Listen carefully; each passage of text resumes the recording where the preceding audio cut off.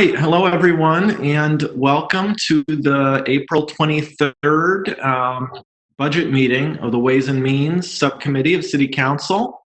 Tonight, we're going to be talking to the Tech School and Greenfield Public School.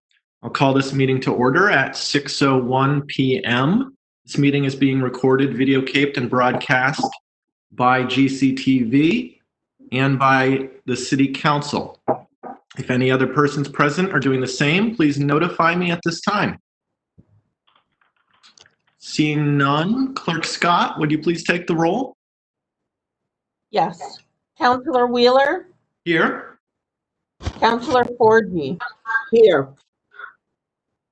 Councilor Bottomley? Here. Councilor Disorder? Here. Councilor Elmer? Here. Vice President Wheeler, you have a quorum. Thank you very much. Just a couple things about the WebEx video conference software. It's great that most of you, or at least half of you, are on video. I hope that we can keep you there. I certainly appreciate seeing your faces, especially subcommittee members. But if we have any bandwidth issues, I'll let you know. We can always go to audio only if we have to. So we have some big budgets to talk about this evening. So I'm going to jump right into it. And we're going to start with the Franklin County Tech School, which is page number 113 in your budget book.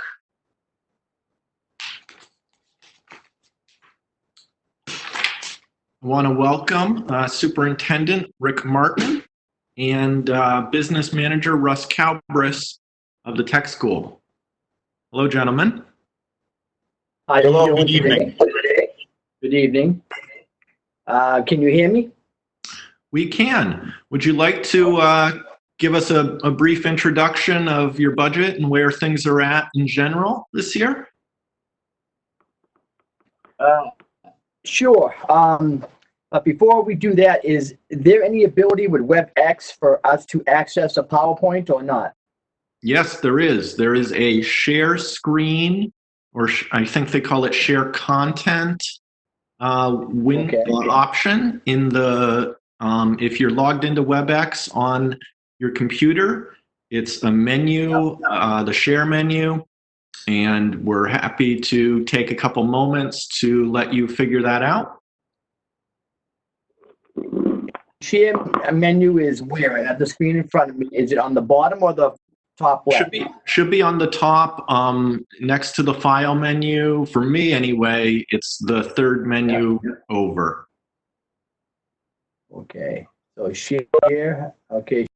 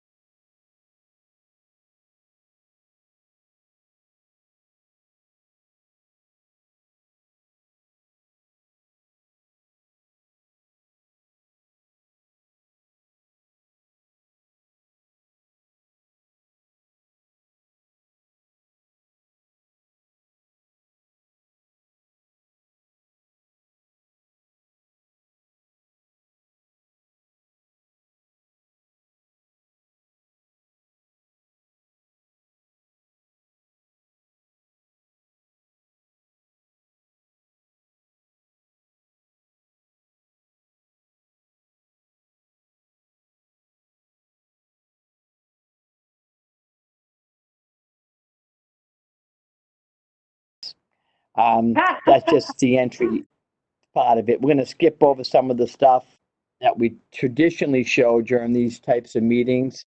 I just wanted to point out to you, and I think it's important from a financial perspective for the towns to know this, that we started out a veterinary animal science program this fall with the help of a $275,000 competitive grant, which we know that there are students that frequently from year to year would go to Smith Vocational School. And there's a significant difference in cost. When we start talking about out-of-district tuition and transportation, the students going from Greenfield to Smith Vocational would be in excess of $40,000 a year in many cases, where at Franklin County Tech, you would just be paying the per pupil cost, which is around $11,000. So it's something to keep in consideration as students begin to think about working with animals and they want to go to Smith Voc. We now have a program that will help that decision be at the local level. That's just a few more pictures of them working on the stuff. I'm going to skip over a lot of the stuff with the animals that we currently have on ground right there. And get to, not the grooming area, but get to, we are now also starting a new license certified medical assistant program, an LPN program. We were fortunate enough to get another $250,000 competitive grant, and that will start next fall. The previous fall, we started the welding program. We revamped that with a $500,000 grant. So, and the reason why I mentioned the grants is because this doesn't come out of the operating budget. It doesn't come out of town assessments, and that enables us to do some creative things.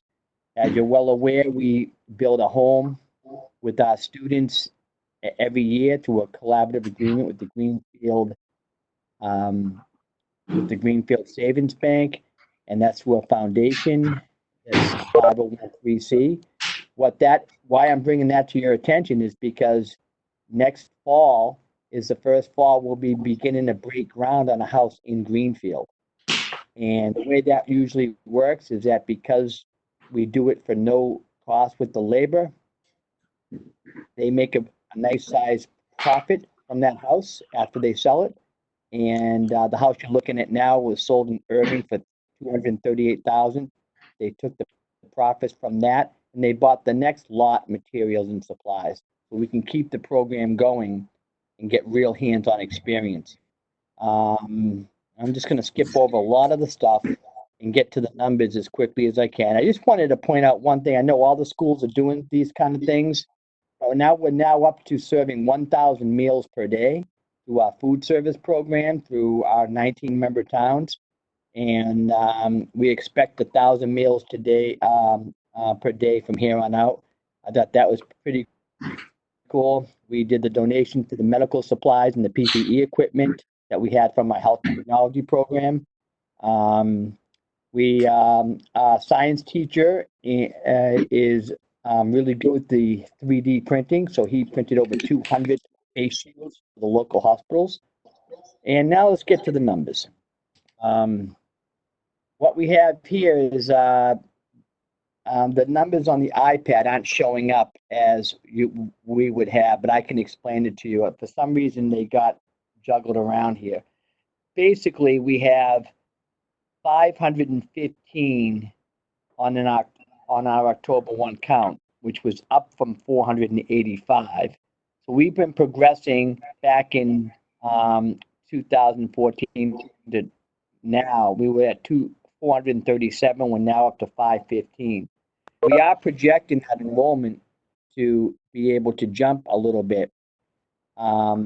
When we talk about some of these graphs aren't coming out on the screen, so I'll just talk about them.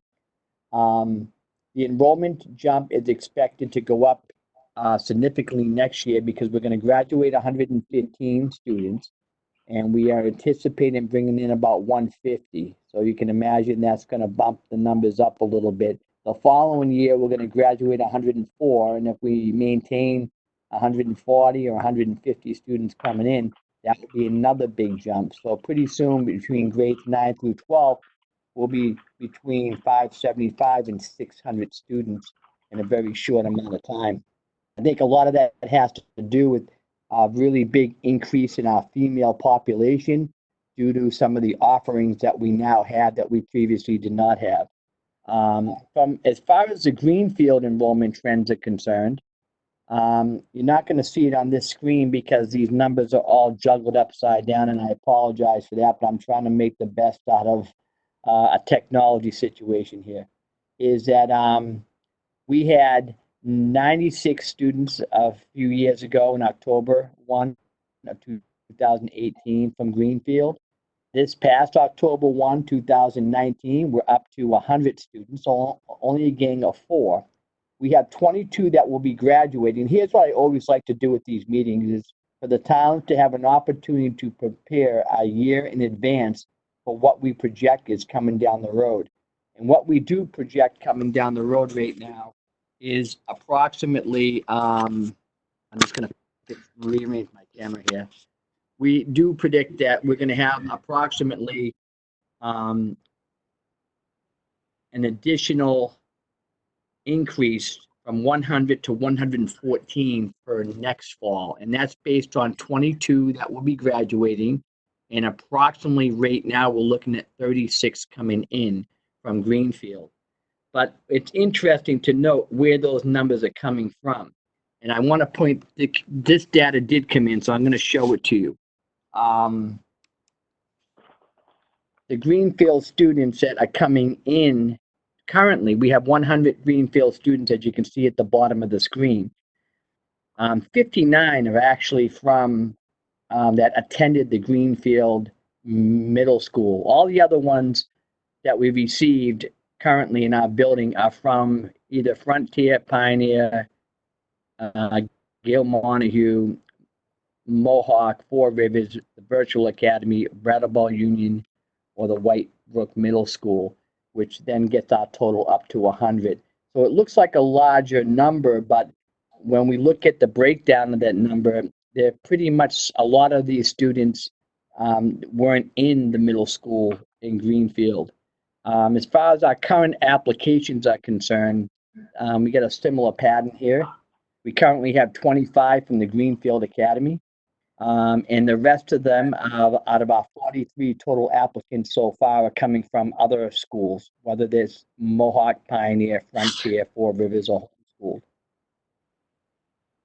The Greenfield minimum contributions have gone up based on 4 more students. And even though the per pupil costs, as you notice, have gone down from $11,788 the previous year to currently $11,431. And that's gone down across all of our school districts. So the minimum contribution has gone up based on the increase in the enrollment. The capital assessment from our project that we did 4 years ago has gone down as well. As you can see, it was $56,633 a year ago. It's now at $48,000. And that's going to fluctuate over the life of the equalized valuation. And we don't anticipate it going higher than the $56,000 from now to the life of the bond. We will probably say we're pretty close between those two numbers from here on out. And I'm going to turn this over to Russ at this point when we start talking about the uses of funding and the sources of funding. Okay, Russ Cobus, my business thank manager. you, Rick. Hopefully you all can hear me, and I know Rick's screen will probably go away when I start talking, so I'll just talk some rough numbers, the ones that you're most interested in. So Rick talked a little bit about growth and enrollment, and Franklin County Tech is definitely in a growth mode. Our in-district enrollment that the current year budget was based on was 463 total students coming into Franklin County Tech. The enrollment that the budget that you're seeing presented to you tonight, 485 students. So that's a 0.7% increase in enrollment for Franklin Tech. How does that translate to Greenfield's enrollment and Greenfield's assessment? October 1 count last year, which includes this year's budget, you went from an enrollment of 96 students up to an enrollment of 100. So you had 4 student increase, so your 4% or 4.1% increase in enrollment almost mirrors exactly what happened to Franklin County Tech as a total district. We grew by 4.7%. Your enrollment grew by 4%. So translating that into our formula per our district agreement and the state's wacky formula for minimum contributions, we end up having a Greenfield assessment for fiscal 21 of $1,143,142. So $1,143,142. That's roughly up probably about 12 grand, 11 grand from last year. So your enrollment increased by 4.1%, but your assessment to Franklin County Tech only increased by a little over 1%. Now, all the numbers we're sharing with you tonight was a budget built, obviously, before the pandemic occurred. So we're pitching this budget because this is what our school committee has voted on. We know that situations are going to change. We know that we all may be in a 1/12 budget mode for next year. So Rick and I are fully planning for that. What will that mean for Franklin County Tech is our budget overall grew by about $800,000 from this current FY20 to the FY21 budget that we had voted.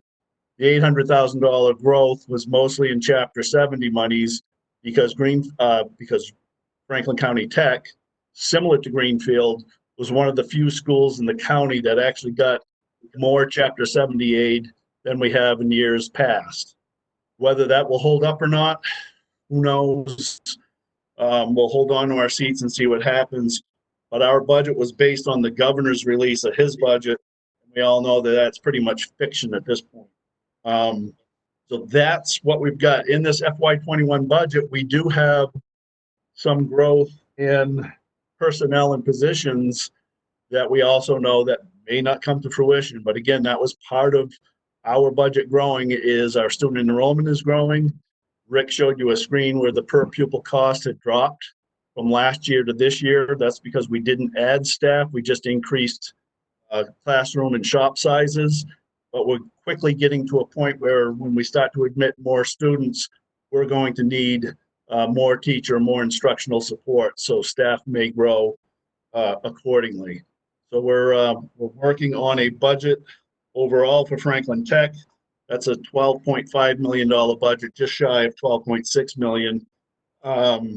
Fully aware that we might have to fit that into a shoe that's $11,700,000 in size. So we're scrambling as best we can. We're not panicking by any stretch. We were positioned for this growth. We have some monies in reserves that we're hoping to help us through this growth. And we're hoping likewise that the towns, our 19-member towns, will support us in this growth. And with that, I'll hand it back to you, Rick. Do you want to conclude on anything else? Nope. We can just open it up for any questions that anybody might have.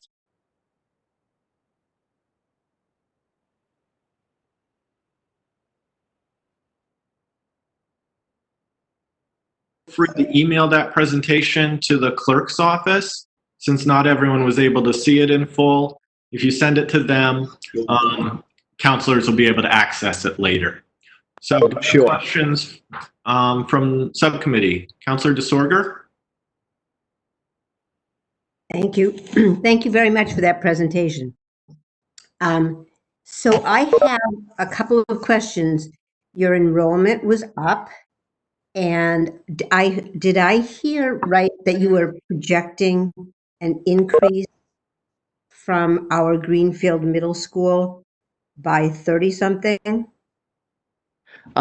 Projecting an increase from Greenfield, and that's a big difference from the Greenfield Middle School, because like you showed in the slide, currently out of our 100 students, 59 are from the Greenfield Middle School. The other Greenfield students are ones who school choiced out to some of the other school alternatives that are now deciding to come to Franklin County Tech, but the assessment's still going to be for the town of Greenfield.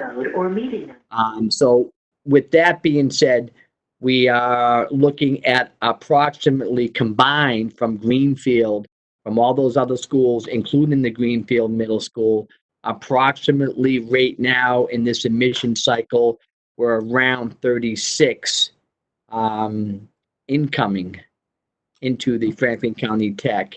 And not all of them are from, there's probably 24 right now or 22 that are from the Greenfield Middle School. So it does vary. Okay, okay. And when you did your budget for this year, with your 100 students, you did that from your October 1st number of children in seats, correct? Correct. Yep. Okay. And does your entire school committee vote on your budget? Correct. That's right. Thank you. That's all. We have 24 members on our school committee. And they all see the budget and vote on it. They see it 5 times. Okay, thank They you. help develop it. We have subcommittees that meet every week. They're the ones that really help us with establishing that budget. And we went for a full vote and it was unanimous. Thank you. Yep. We do have 4 Greenfield reps on that board as well. Thank you. Sounds like you're doing a great job. Well, thank you. Thank you. Other questions from committee members?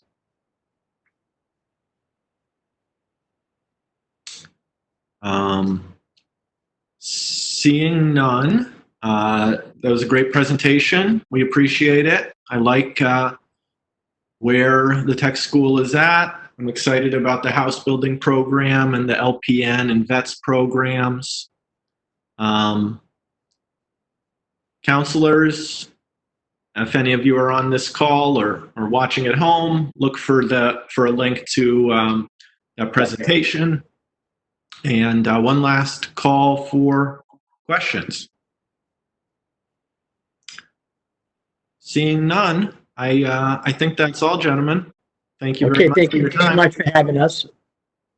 Thank you very much. Thank you. Thank you. Yep. So now we move on to the big one, Greenfield Public Schools. That is page 106 in your budget book.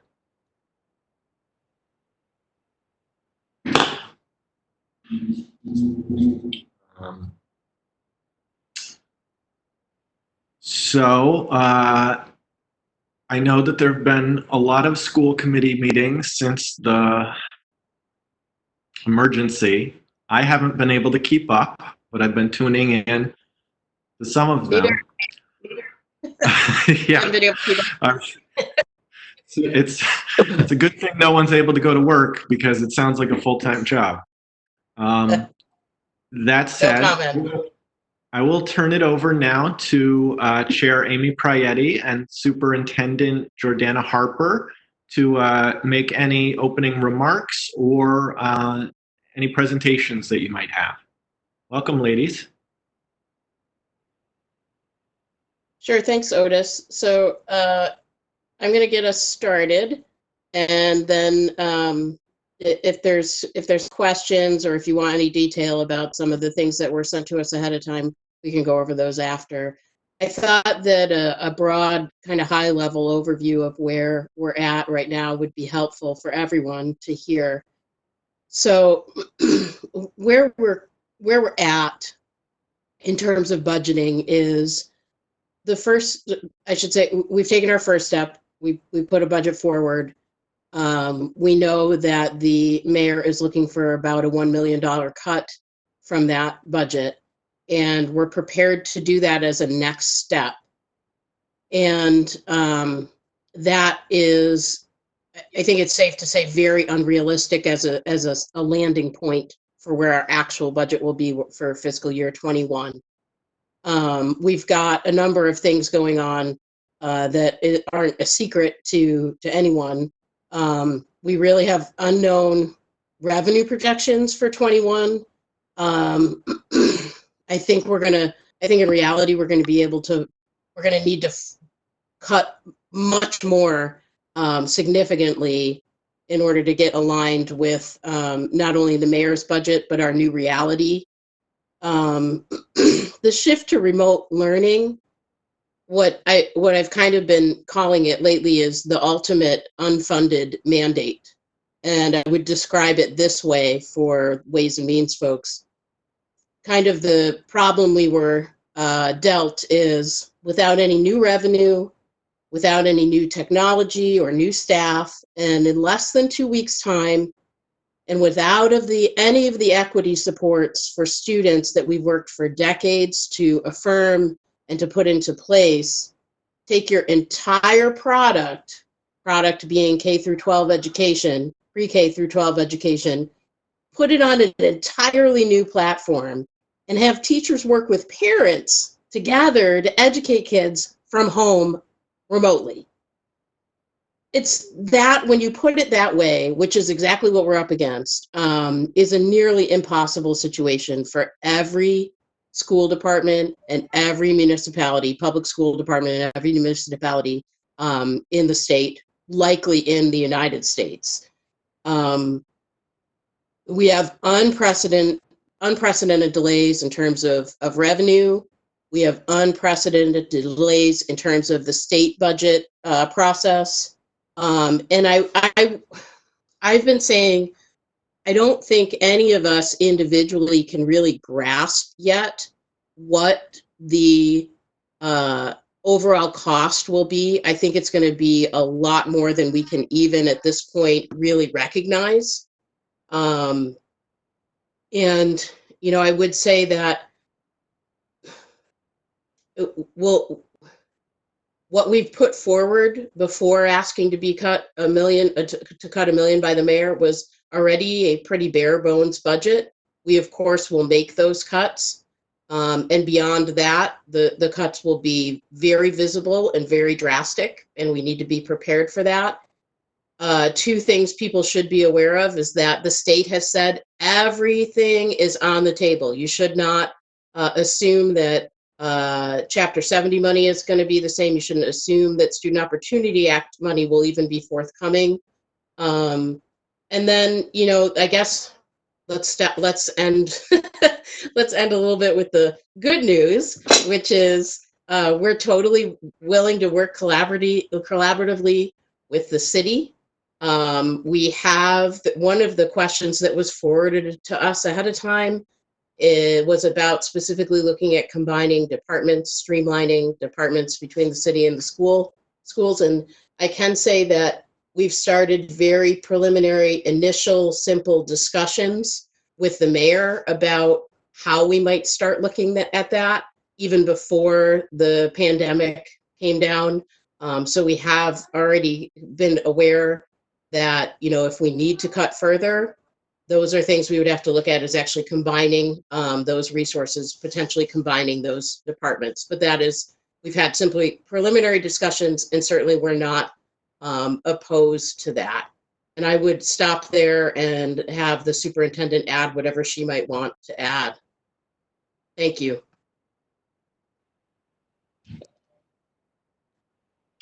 Oh, I think your microphone is muted, Superintendent. And thank you for that, Madam Chair. That was an excellent overview. All right. Can you hear me? We can. I'm not sure if you're hearing me through the phone audio or the computer.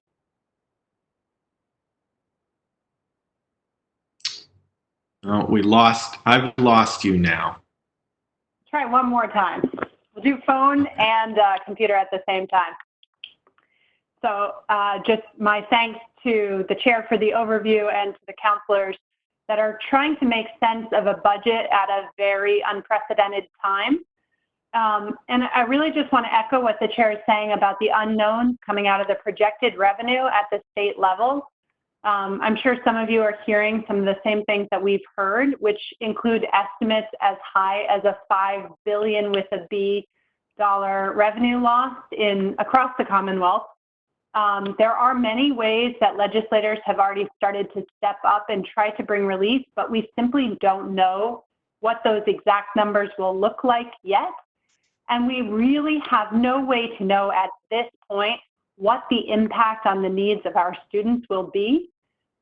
So while we usually come forward and talk in great detail about the budget that we've presented, questions about individual positions, I think it makes more sense to talk globally about sort of some of the needs and challenges that we have right now and how we might go about that.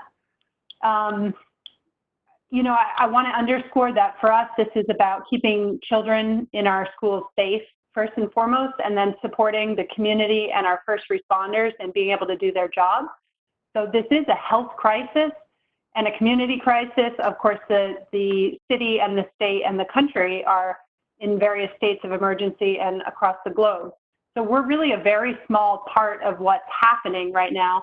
And we're trying to do our part and, you know, participate in keeping everybody healthy. Having said that, we are very concerned about the level of need that students will have when they return to school. We've done a great job in coming up with a remote learning plan. Our teachers have been working nearly around the clock to try to translate what we do in a brick and mortar setting into this new online world. Our parents have been tremendous about stepping up and trying to work with us. But there are so many challenges, particularly for special education students, students that are English language learners, and students that have protections and specialized services. So we've really built that into our plan, but we know that the impact may be greatest for our vulnerable students. And that means that we're going to see an unprecedented level of need when they return to schools at the very same time that we are likely to experience historical shortfalls in revenue and cuts to our funding. And those extremes at the same time simply are challenges that we will have to continue to plan for, at the same time that we don't have all the information, obviously, about how those pieces are going to come together. At the state level, we're not hearing even definites about when that budget will be forthcoming.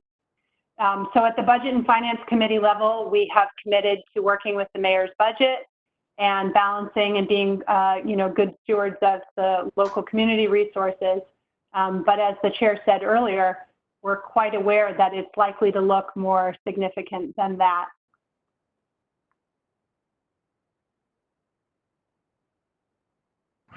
Thank you, Madam Superintendent, for the overview. Really appreciate it. I don't envy the work that you and all the educators are doing now, but kudos to you for doing it. Thank you. So I sent out an email to subcommittee members this morning suggesting that we might focus more on the budget as a whole, which the superintendent just said herself, because the line items that we see in the budget book likely do not reflect the reality going forward. So that said, I'll take questions from committee members at this time. I know there are many. It's just sort of a matter of where to begin.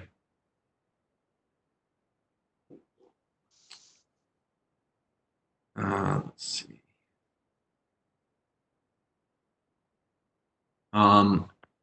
I will point out, I'll call on Councilor Bottomley this time.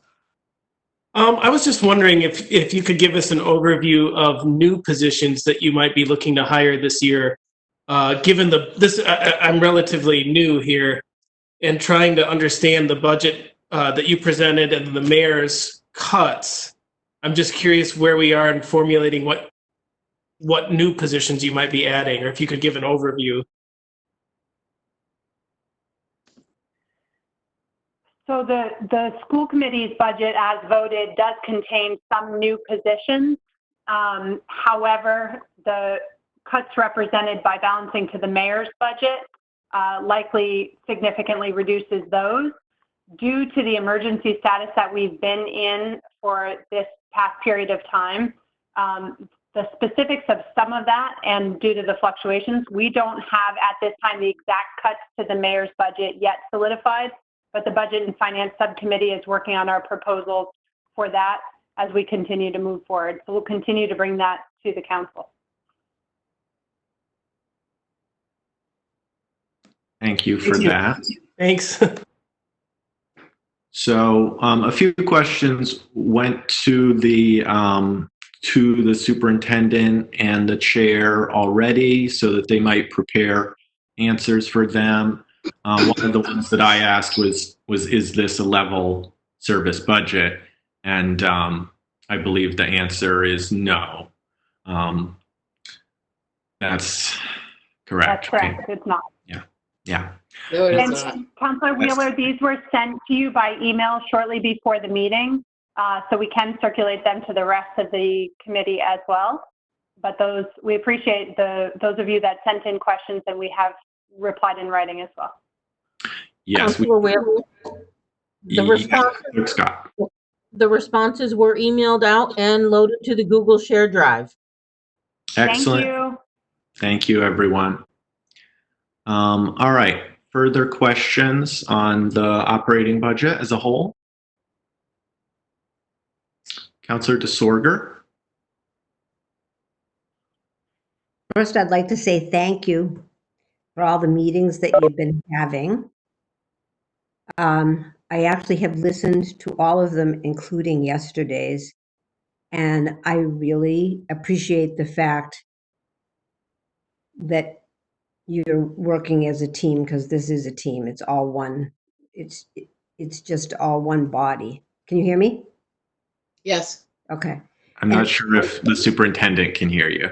Okay. She's shaking her head. So maybe just wait 1 second while she figures this out.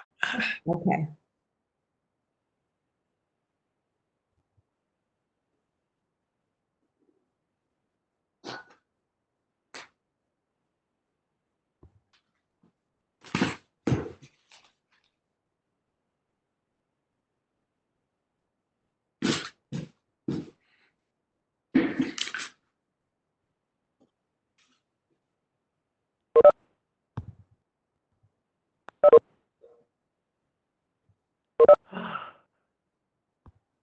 Now I can hear you.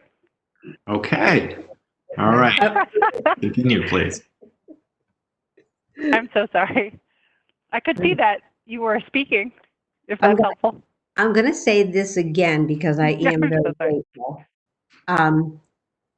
I know you've had an enormous amount of meetings, and I listened to them all, and I wanted to say thank you.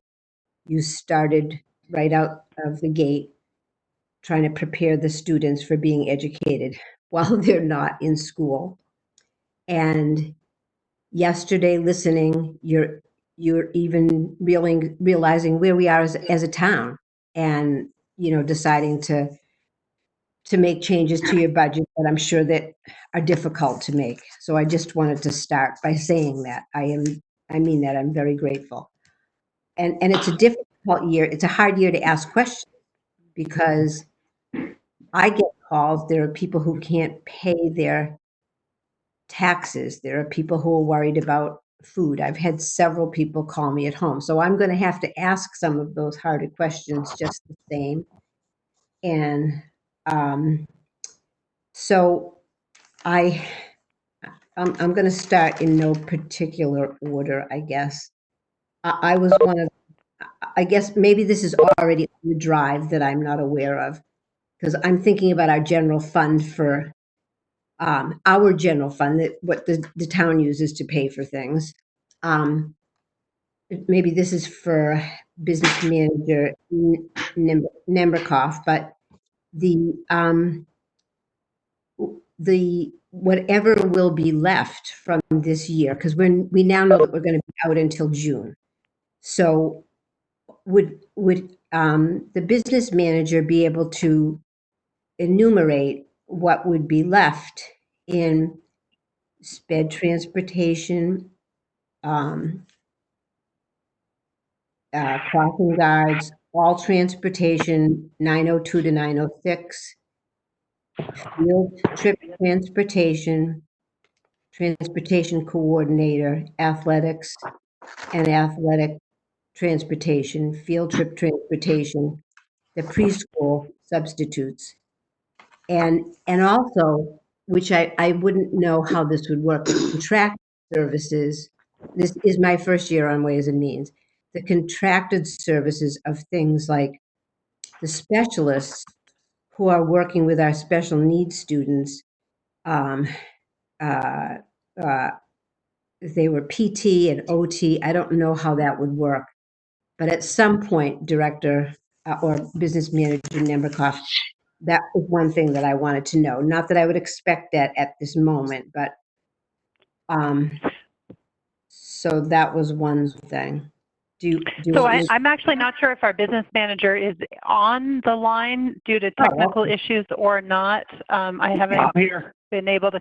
Can you hear us, Steve? Oh, I just heard him. Yep. I've been here. Okay, yep. great. Okay. Yeah, I'll tackle this question. All right.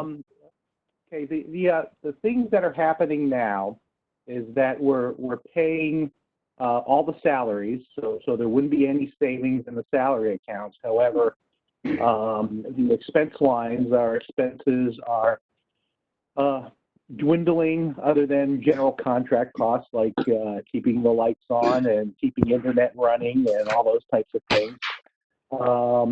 So there will be likely a savings in that area, albeit, almost 80 some odd % of our budget are salaries, and almost over 90% are those types of fixed costs that we're talking to. There's not a lot of discretionary money in there, but what you had mentioned, like field trips, definitely, because kids aren't going on field trips.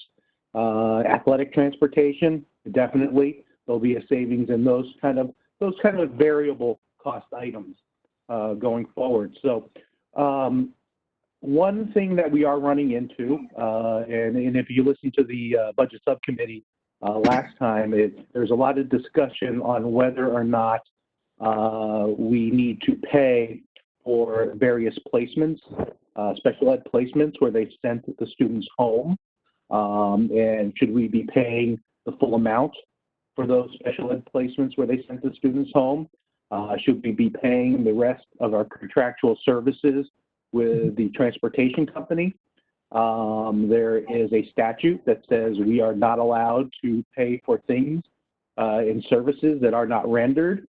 So Liz Gilman would be well within her right to say, hey, you can't pay that. However, we're being urged by the DESE to pay those bills in order to keep these businesses in business so they can provide services for when the students get back. So we're kind of wrestling with that right now. But you're absolutely right that those variable costs where services have been suspended, they will represent some money coming back to us. Okay.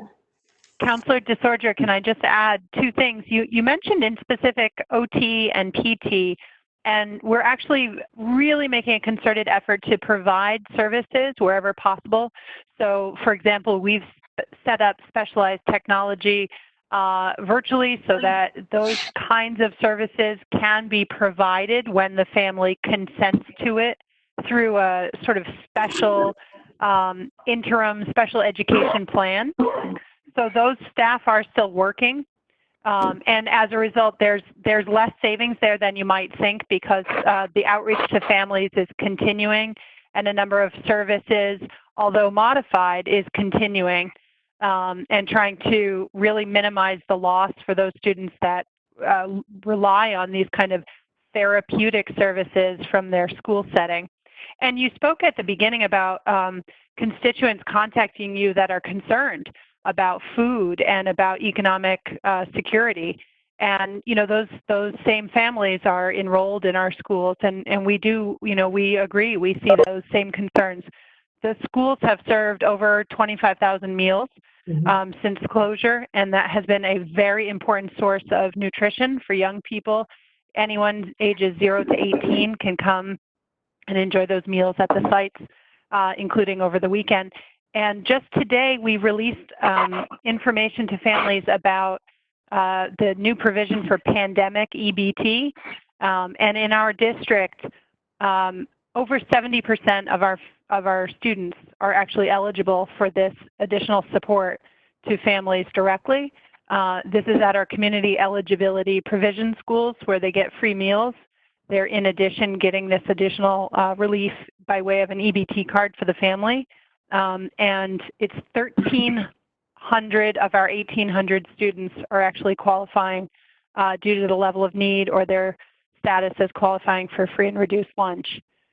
So we do agree with you. The food scarcity issues are huge, and we're really doing our part to try to support families at the same time.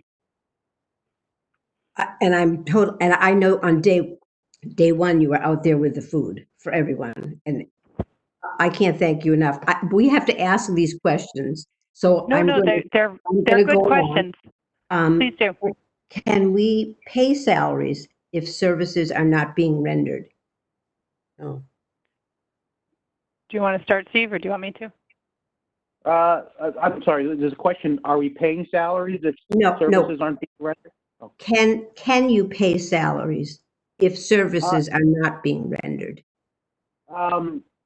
Technically, no. But however, everyone has a job or some sort of activity that they're doing during this shutdown. Teachers obviously are working probably harder than ever in order to provide the remote learning pieces. You know, we have paraprofessionals who are doing things, transportation folks doing things, all of us in the main office doing things. So we are paying for services, albeit those services are drastically different.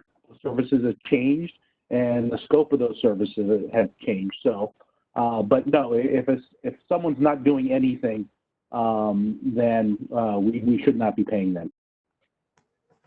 Okay. All right. Now, and chairperson Proietti, I got what you said from the beginning. Also about this is totally uncharted territory, and you've had to make a plan, and I can't imagine how hard the teachers must have had to work. And I actually read your 50-page report, Superintendent Harper. I did, word for word, because I'm like that. But you get an A. You'll be sad by the time I'm finished that I get an A. Okay, so I have one. And I know you're going to have to be redoing your whole budget because I listened to you yesterday. I am the kind of person, I went through line by line, pulling up the budget from the last year. And I've never seen a budget where we don't have last year's budget next to this year's budget. So I had to pull it up on the computer screen and look with my little 68-year-old eyes to see line by line what we'd added and what we'd taken away. And I think we're going to do it again. And because I listened to you yesterday, and it would be so helpful to us on Ways and Means to be able to see what we have spent and what positions were there last year as looking into this year, because I actually went line by line for each school, and I know what was added and subtracted, but it wasn't there. It was beautifully done for this year. So that was one thing. Okay, that was just a little suggestion. I hope that that's okay. I mean, we're all in this together, so we have to look at it. So, all right, now this is a hard one, and then I'm going to stop and give somebody else a turn because my face is getting red. I'm sorry that I have to ask all these hard questions to people that I love dearly, okay? So we don't mind. Huh? I don't mind. I'm your friends. We don't mind. Okay? We don't mind at all. All right. School is out until I wrote these down because I was so it was so hard for me to say them. School is out until June. Have you considered layoffs to ancillary personnel, paras? I actually wrote these out: paras, secretaries, facility managers, custodians, so that these folks could collect unemployment, which would be financially beneficial to them and to the Greenfield Public Schools?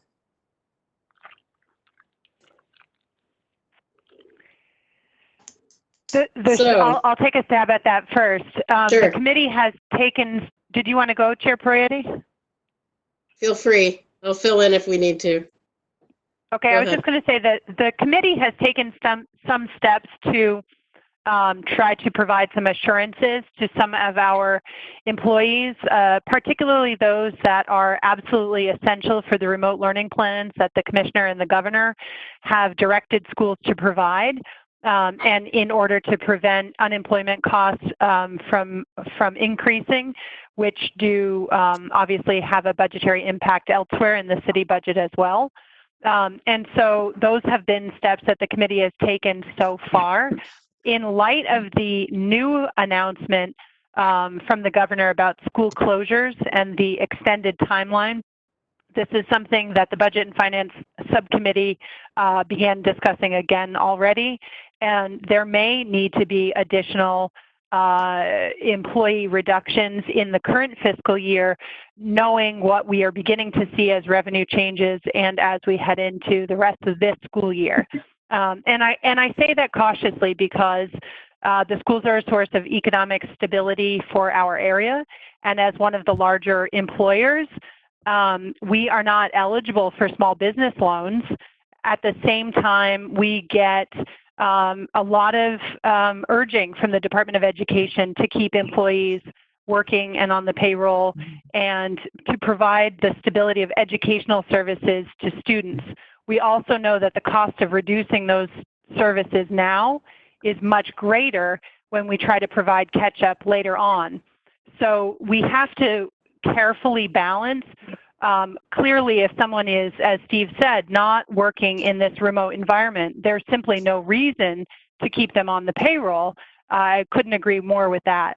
That is quite clear. At the same time, there is a tremendous amount of work associated with the remote.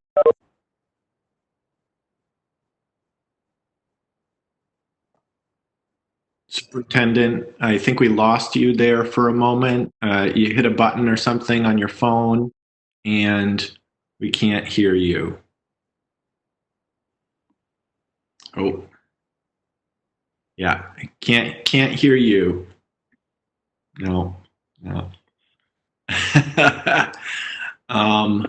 It seemed like maybe a mute button was hit or something. I can't. I'll let you take over, Chair Prietti, while the superintendent figures things out. I think she kind of answered the question. We also have to remember that, our folks are unionized, and it's not as simple as just saying, no, we're gonna lay people off.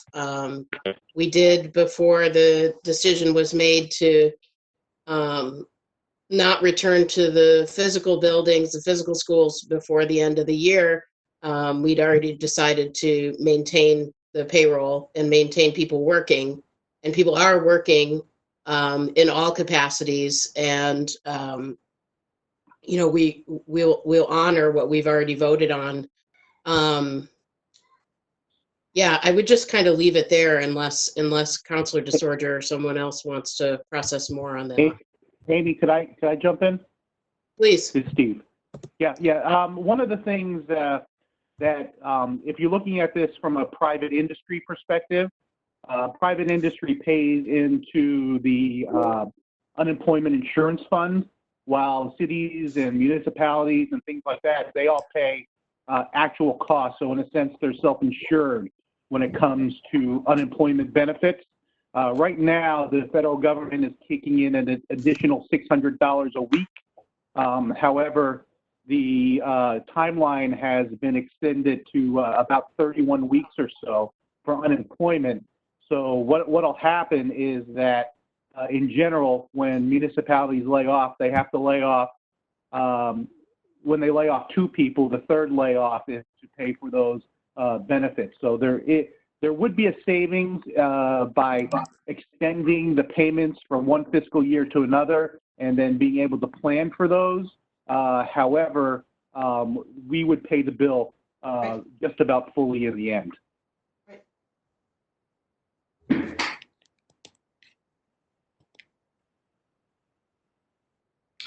Thank you for that. I got something going on with my webcam, but I think we have a question from Councillor Forgy. Thank you. Can you hear me? Yes. Okay, thank you. Actually, I have a couple of questions about contracts at unemployment fund. So maybe Mr. Nemberkow can answer this, or perhaps maybe you can, Councilor Wheeler. I noticed that in the mayor's budget, we have an unemployment fund. I believe the request for this year is $120,000. That is the amount that's put aside for the whole entity of the city of Greenfield. Is that correct? Meaning that regardless of where the cuts come from, it's going to come from that unemployment fund first. I'll defer this question to Finance Director Gilman.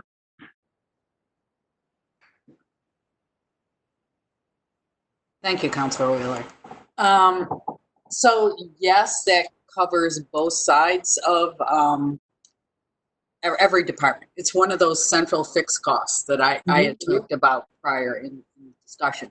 However, when you have these types of situations, it's a more complicated, more complex situation, because generally you also have savings on health insurance benefits. So it all depends on the level of health insurance benefits versus unemployment, which will run usually 6 months at half of the salary. So it's about 25% of their annual salary is the cost, with some additions. And I'm saying annual salary, so I just want to make sure it's half of your pay for half a year. And then secondly, there's also the additional savings of health insurance costs that would discontinue. So usually between the two, you can cover one or the other. Are we obliged by law for people that are laid off to provide them a COBRA option? Oh, yes. Oh, yes. Okay. And is that at 50%? I would also say that on the education side, because they're 10-month positions, their benefits actually run through August 31. So those benefits would continue through August. So for current year, if that's what you're talking about. In the future, yes, they would have COBRA options. I have another question for, it would be for, I'm sorry, Superintendent Harper. Superintendent Harper and Chair Perletti, if I may. You mentioned unionized contracts. It's an extremely important point when we're dealing with budgetary pieces. I know that in many contracts, there is a clause that says that if they're going to be layoffs, they have to be notified so far in advance of layoffs. And in years past, there has been notification that has gone out, but it has turned out not to be needed. Will you still be following that procedure this year going into fiscal year 21? Yeah, I can take that. That's a great question. The short answer is yes. We do have to work with the collective bargaining agreements and procedural notice to employees. And unfortunately, right now, there's a tremendous amount of uncertainty. So, sometimes we do have to go to reduction in force, even if the funds become available later on in the budget cycle, and we simply don't have the assurance earlier. We have an obligation to inform people if we can't assure them of the position for the following year. And then this year, the predictions look very bleak. And so I do expect that we may have to avail ourselves of that process. And so the best we can do is to work with our unions We've had a very positive working relationship with them, and the committee has been interested in providing clear information and consistency. And as I said earlier, as an employer in Franklin County and one of the largest employers in Greenfield, it's been important to keep people working because that has a role in the economy as well. Sure does. Yeah. Thank you. Thank you. All right. Thank you, Councilor Forgy, for those questions. We are momentarily going to move on to the capital items because we want to go through those in detail. And it's now 7 o'clock. But before we do that, do we have any further questions on operating? Councilor DeSorger. Hi again. Speaking of negotiations, and I noticed this is the year that we're going to be negotiating with, I don't know the word for it, Section A, the teacher contracts. I didn't see anything in number 922 that was put in. I know you're going to be redoing your budget, but for adjustments that might be made because the contract negotiations are on the horizon.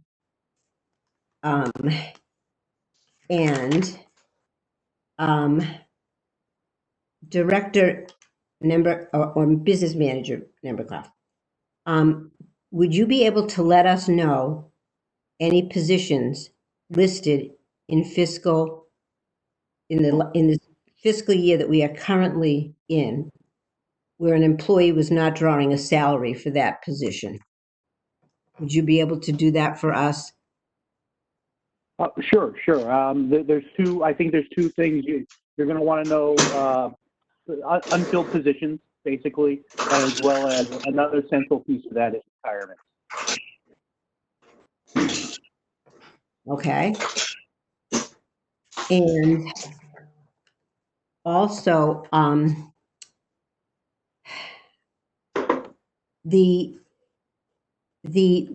have this was I was going through this line by line in the high school. I know this because from the senior center, I've been walking with the students that are ages 18 to 22. That it's a wonderful program that you have there. As we're reading this budget, could you delineate when you do it the next time so that we're able to see with those, what part of the budget those are in?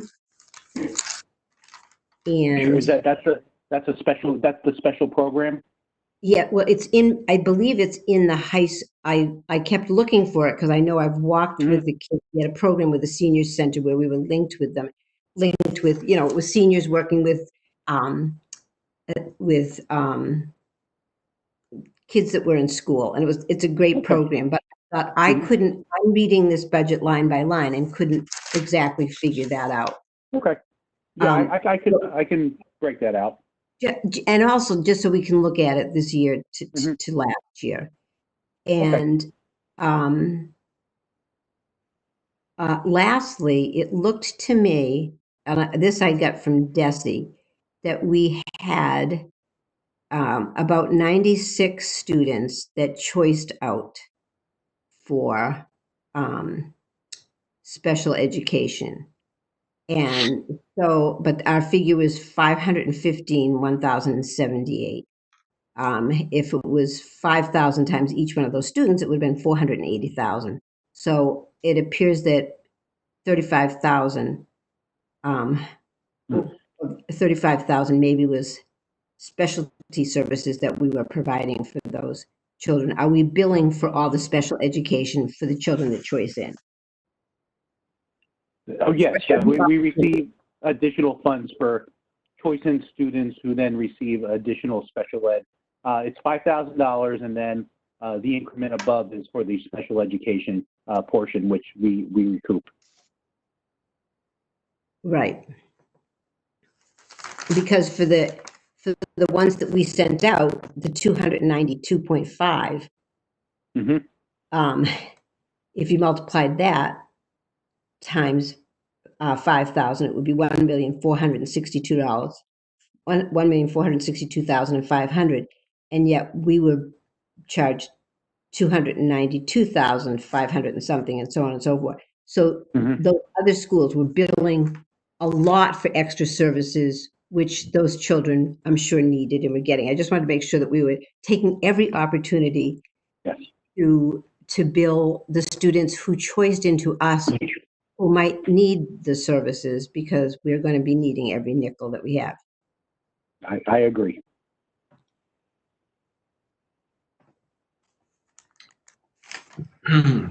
Thank you, Councillor DeSorger. Are you finished with your questions for now? I think I'm going to stop now before I make any more enemies, okay? Not at all. Thank you so much. President Stemple is on the line. President Stemple, did you have a question?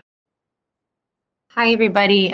Thank you for the presentations and all the information, and thank you, counselors, for all your great questions. I have a question that hasn't been addressed, and it's one I have been receiving over the past few years from residents, and one I've wondered myself. In terms of budget and administration, it does seem that our budget is very top-heavy in the administrative positions than a district our size typically requires. I'm not going to pretend to be the expert here. I'm just asking the question.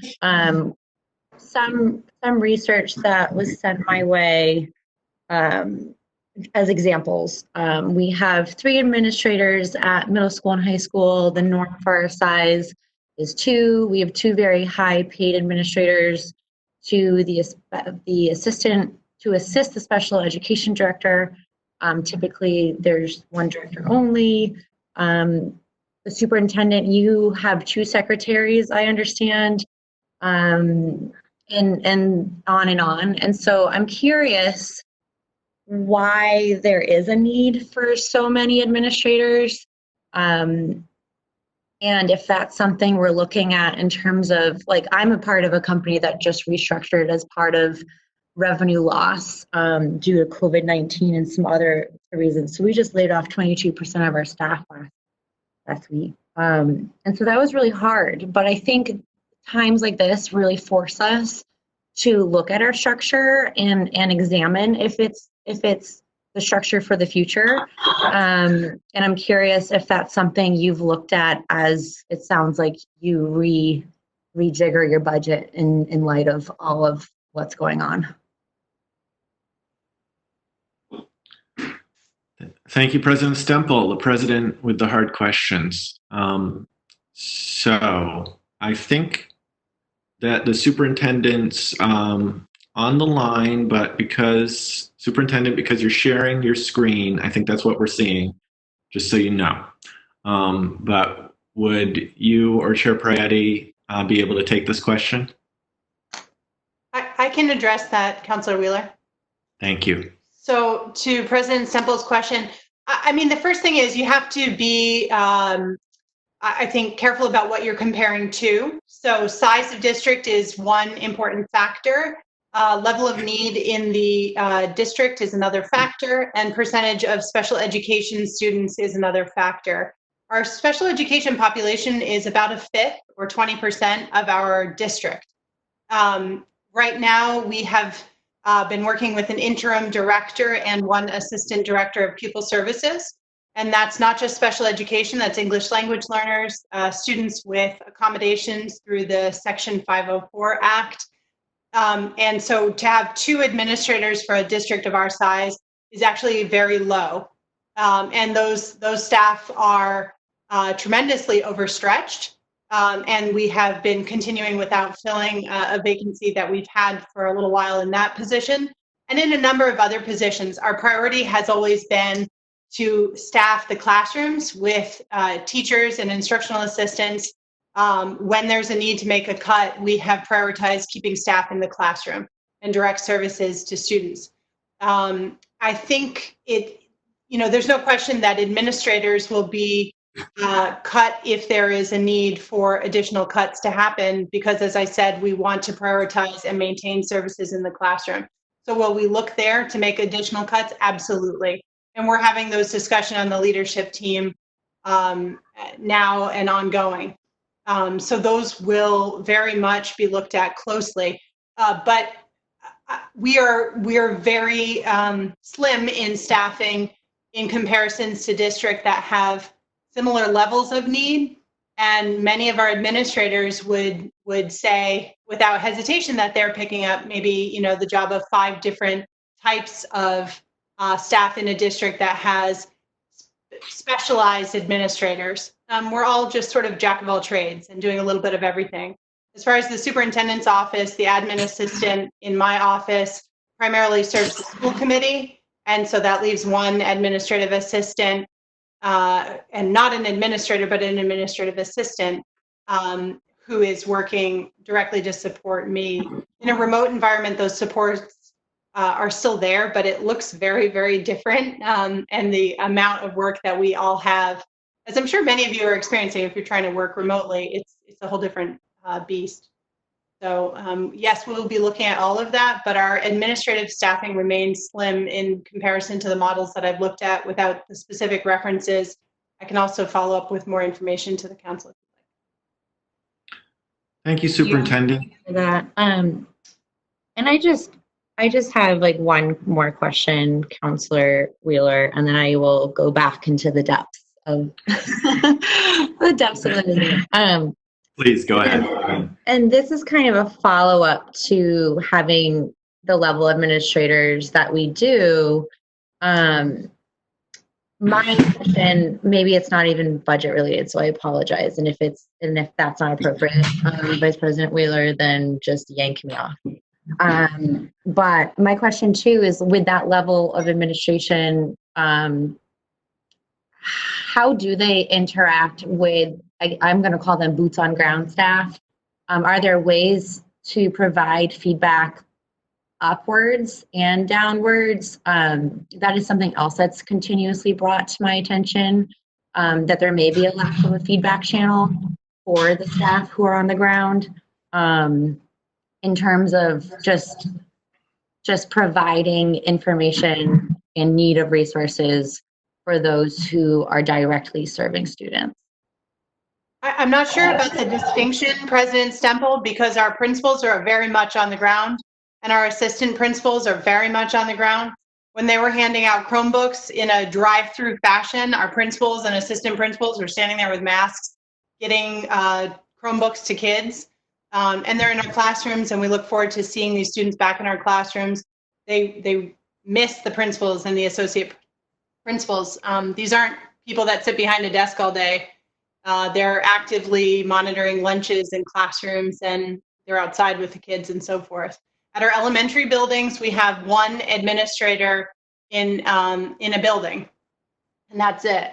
So they are on the ground.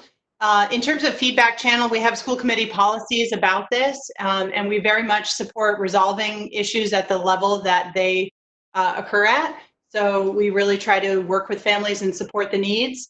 But I think that the Greenfield Public Schools in general has very open lines of communication between staff and principals. Our principals are very approachable.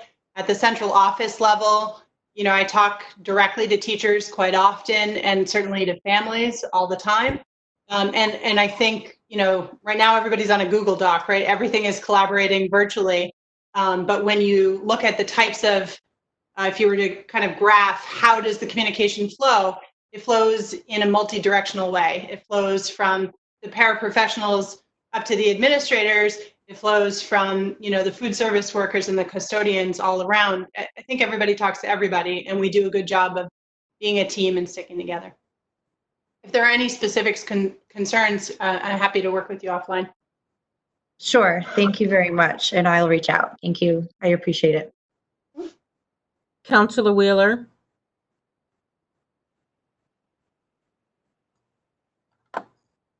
Sorry, my microphone was muted. Clerk Scott.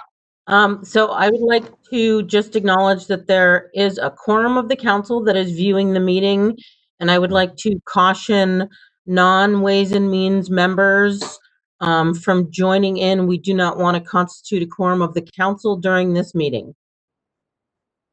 Very good point.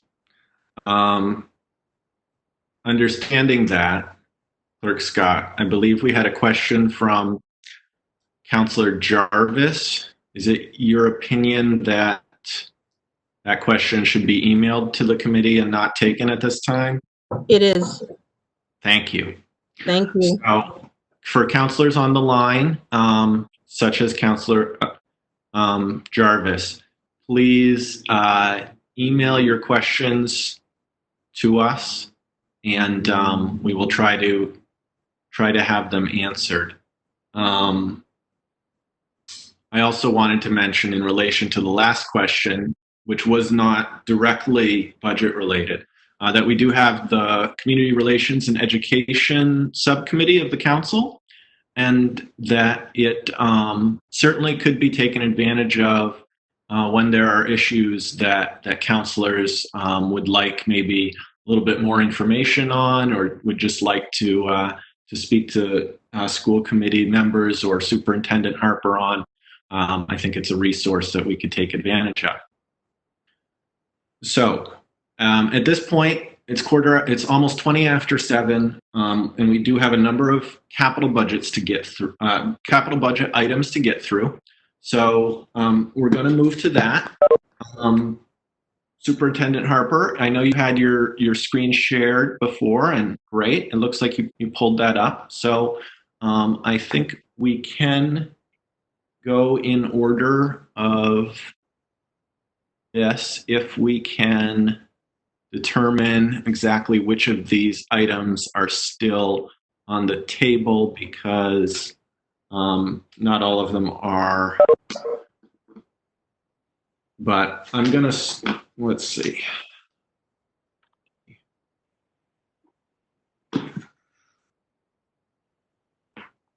So I'll just talk generally about the school's requests, and then Councillor Wheeler, as you very well know, this goes through a process from the superintendent recommending it to the school committee. And in this case, the department recommendation is actually the school committee's vote, and then the capital improvement committee's recommendation, and then the blue column being the mayor's. If we were to come down to the schools, this is the schools that affect the district-wide, all the schools, but the actual total for the schools was 1.4 million in requests and 560,000 in the mayor's recommendations in that round of recommendations from the mayor. So these were shared out earlier, but I did just want to talk a little bit about, I don't know if you'll be able to see this, I think. Will you be able to see this? Can you see fencing? Yes. Great. So this is, Yep. These are some of the types of requests that we have been working on through capital and have requested. They are issues that have to do with safety. Obviously, these are going to continue to be in disrepair when schools are in not in use and continue to age. These are at the North Parish building, the Academy of Early Learning. You can see the fencing here is rusty in a number of spots, and then just broken or jagged in a number of areas. In many cases, they're just gaps in the fencing itself. At Newton School, these fences really don't even serve as a physical barrier. You can see when a snowbank gets up, it's a matter of inches between the actual top of the snow and the top of the fence, and then you can see there's a stream right below that. And the fencing has just taken a beating over the years to the point that it's really itself a safety issue. If a child were to run into it chasing a ball, and it's just structurally not sound. So we have done some repairs, and we are trying to continue that. As you can see, there's a fair amount of fencing around our school buildings. As we continue repairing these fences, that makes a safer situation for everybody. I'm also going to show you, if I can, the parking lots that were brought forward. There are two that are important to look at in this year's capital. The first is at Newton School. And here you can see one of the areas that is paved, but falling into disrepair. Obviously, uneven New England winters do not help pavement anywhere. And so there's been quite a lot of repair over the years, but it's in rough shape. And that's the part that is paved. In the back of the school, this is the parking lot. It is a gravel parking lot. It looks okay on a day like this. Unfortunately, in the winter, that does become a sheet of ice. A little hard to tell here, and I do miss seeing cars in that parking lot, I will tell you. This is on an angle, and so it becomes a hazard for staff coming in and out. And then on an all-school meeting, you just don't have the parking. Yeah, that's not a problem. We are making adjustments. That this is real life. Sorry, and someone. As well. That's okay. Someone needs to mute their. There's a. Okay. All right, Superintendent, you have the floor. I just wanted to note that when families come to an all-school meeting or there's overflow parking, these parking lots are always full. Just with staff, let alone trying to accommodate families. We brought this forward for a number of years. It is of concern that they need to be addressed. This is at Federal Street School. And you can get a sense of the type of condition that the parking is in. And obviously, the longer it goes, there's patchwork that's occurred, as we do. But the longer it goes, it does become more expensive. And in the past few years, the Four Corners School parking was redone. And in that project, it became more costly over time to the point that we had overruns on the Four Corners parking with some extensive repair that was needed. And so I do, I always make a pitch for preventative and not waiting until it's so costly to fix that you don't get as much value out of it. And the last photos I'll show you is just some of the asbestos floor tile areas. People get nervous when you talk about asbestos because, of course, it's an important health issue. We have worked very steadily to improve conditions and remove all asbestos in buildings and create a very thorough AHERA plan. And there are still a few areas where this is non-friable material. At the same time, we do want to ensure that the schools, even in some of these lower traffic areas, are safe for our students and staff, of course.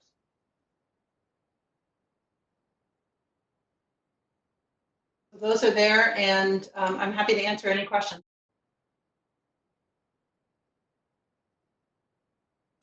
Okay, thank you, Superintendent. I think at this time, Clerk Scott is going to try to share her screen so that we can get a page up of a summary of the capital items while we're talking about them. This is Amy Priotti. I need to sign off. I have an overtired child that I need to put to bed. I'll get an update from the superintendent tomorrow. Thank you all. Understood. Thanks for your time, Amy. Good night. Take care.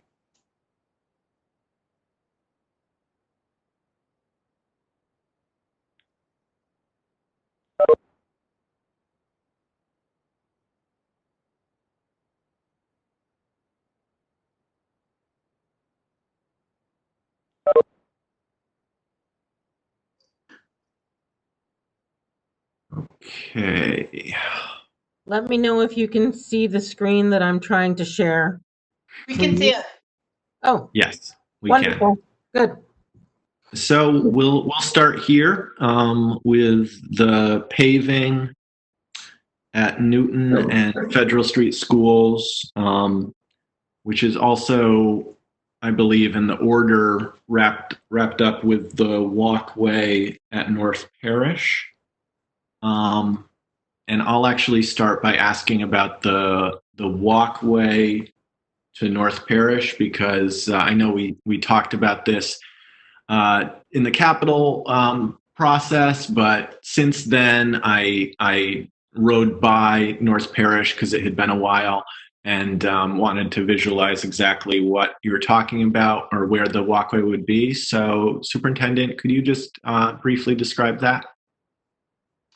Sure. I may be able to pull up an image to share with you all. The DPW did some designs work on that. That was the quote and estimate that was provided to the Capital Committee.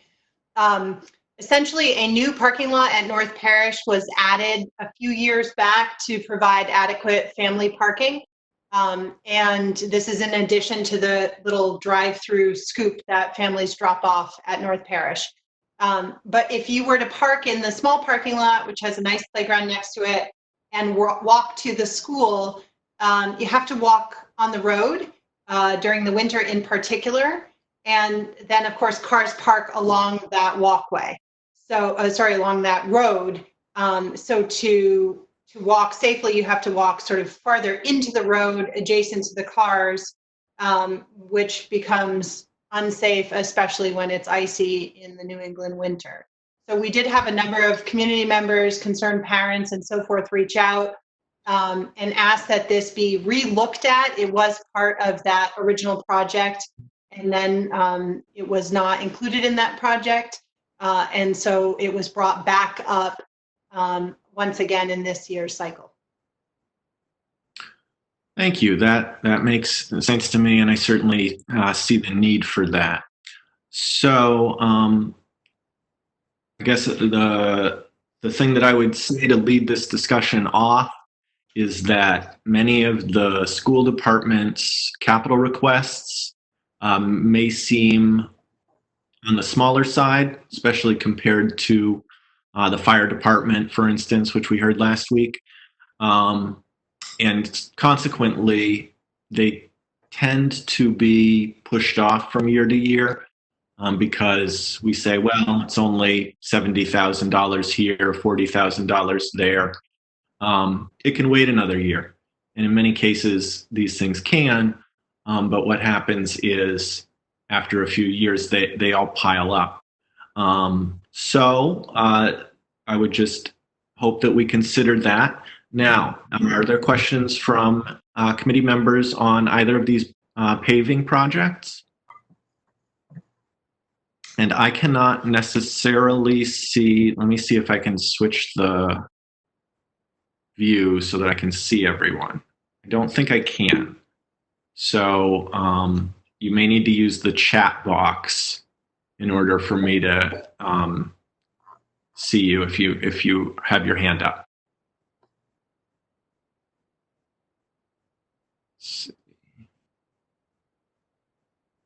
Okay. All right. I don't see any questions, so I'll just ask as a reminder, these paving projects would be done by the DPW.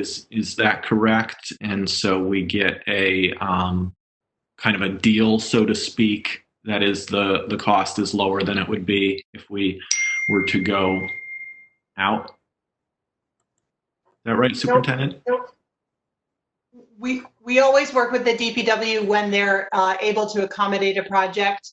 And so, yeah, that's my understanding, is that unless their projects have changed significantly, which is always possible in the situation that we're in, we start there. Thank you. All right. So I believe that, so I've heard that the chat is not working, at least for one of the counselors. Oh, so I think that Counselor DeSorger may be having difficulties. I see, well, it may just be video. So I want to just pause for a moment now. Counselor DeSorger, can you hear us? Are you still on the line? Yeah. Yes. Can you hear me? Yes, we can hear you, Okay. but we can't see you. So I don't know if you want to see me anymore, but I'll try to put that back on. okay. Okay. What I was just going to say to committee members is feel free to interrupt me if you have a question and I, for whatever reason, am not seeing your hand up, because I can't necessarily see all of the icons for everyone. So one last chance to ask questions on the paving projects before we move on. I have a question. Question? Yes, Councillor DeSorger. Superintendent Harper, this is obviously it's a very tough fiscal year. Of your capital requests, if you had to prioritize, could you say which were your priorities? I know that they're all important, but if you had to say the ones that you absolutely felt there was no pushing that off until next year of the ones that we have, and I know that your capital budget was already cut, but could you tell us that? Sure. So the school committee, you're absolutely right. The school committee prioritized those requests that we brought forward that were health and safety first. So the committee adds a layer where there's cutting before it goes forward, and then the council reduced that, and then the mayor, of course, is in the position to reduce that further. I spoke with the facilities director just recently, and funnily enough, said, well, when the council asks us which ones are we going to cut, and his concern was that these paving projects, as I shared earlier, do get much more expensive and continue to get more involved rather quickly. So he did speak about the Newton paving project as a real priority from a cost perspective, but also a safety perspective. So that was one that rose to the top for him. But again, all of these do, as you pointed out, have an increased cost and safety effect. I believe our facilities director may also be on the line if folks have specific questions for him, just so you're aware. Are we able to look at any of these? I can see the photos. Councillor DeSorger, is your question that are you asking about whether a site visit can be performed?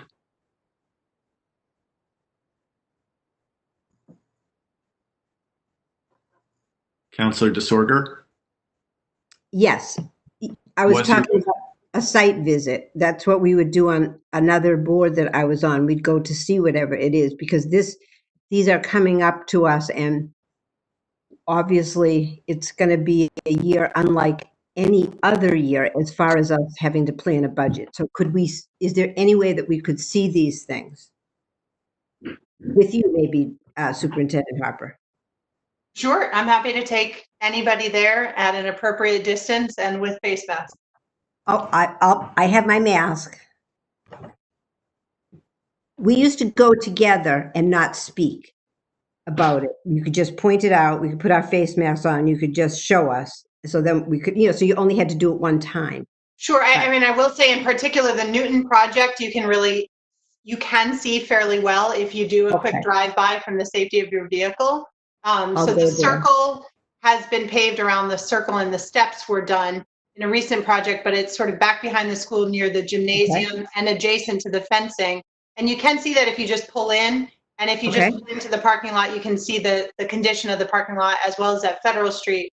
So I certainly encourage anybody that would like to take a quick peek at it. There aren't cars on it, so it's certainly visible. Thank you. I'll send you an email about that, and thank you for bearing with me. Thank you. Yeah, thank you, Superintendent. I actually did. I rode around today and looked at the paving and the fencing projects and a couple of others, and I would encourage other counselors to do the same.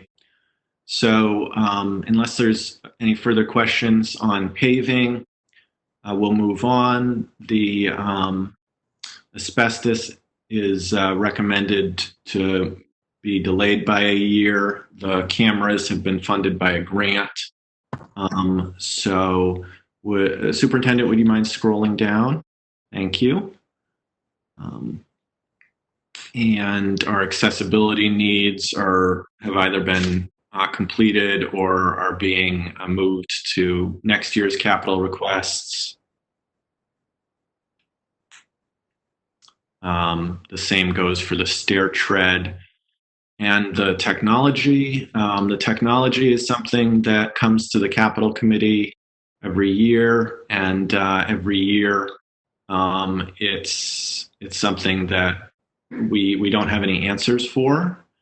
And so it's being moved, the capital request is being moved to 2022, but this continues to be an issue without a solution.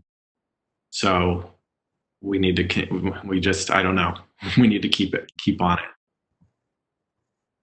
So moving along, we're going to talk about fencing now at the Newton School, Four Corners, North Parish. I rode around to some of these, and you just saw them in the PowerPoint from the superintendent. So this is a capital request that has been reduced by over half. Do counselors have questions about fencing?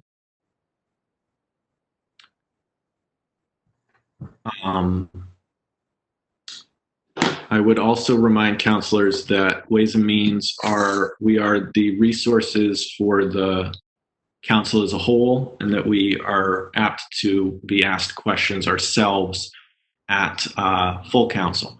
So now is the time to really prepare ourselves.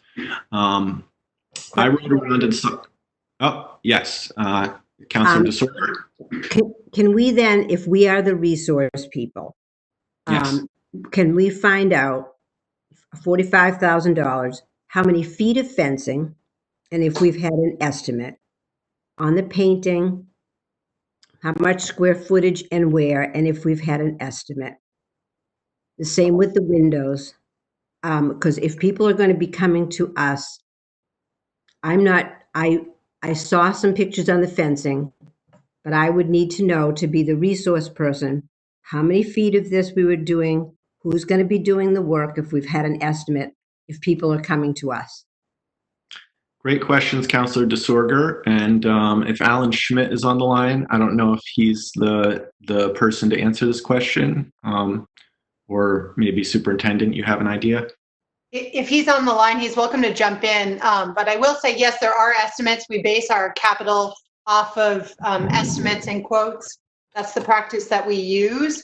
However, with the school closure, we don't necessarily have access to all of them as we sit here tonight to share with you. But these were built off of that. So we can get that to you shortly if you don't have it in your packet, or if you need more additional information. I think we might. Hello, this is Alan Schmidt. Basically, I had a fencing company come a couple years running to look at the same areas, and they gave me a budget number, and if we did get this approved, it would still have to go out for bid.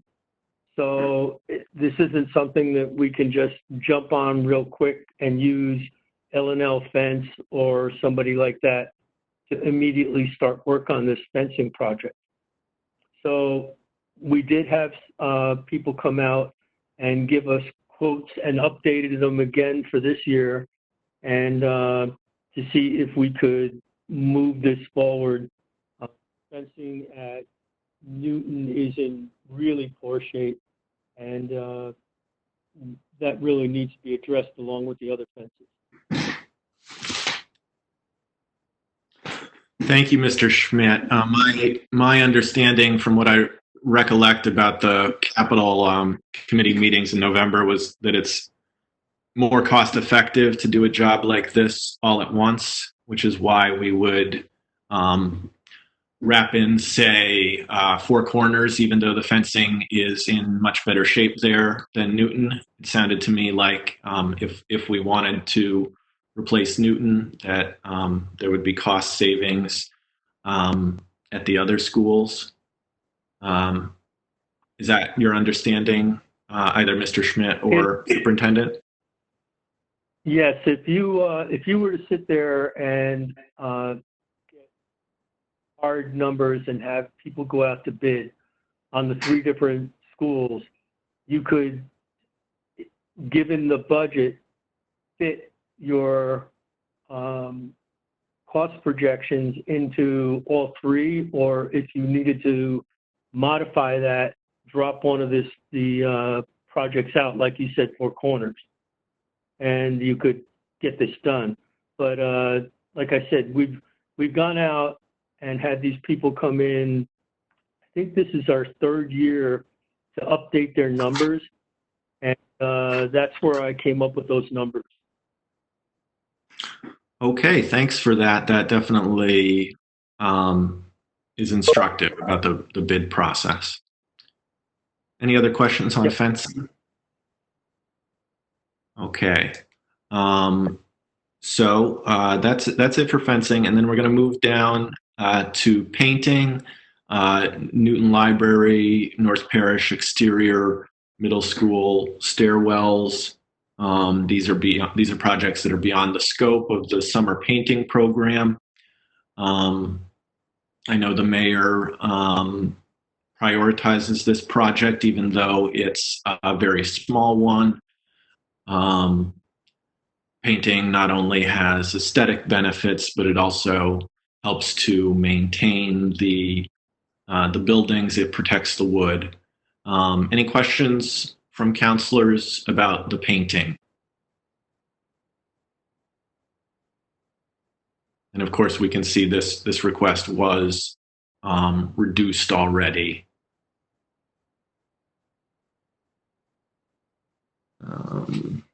Check my notes.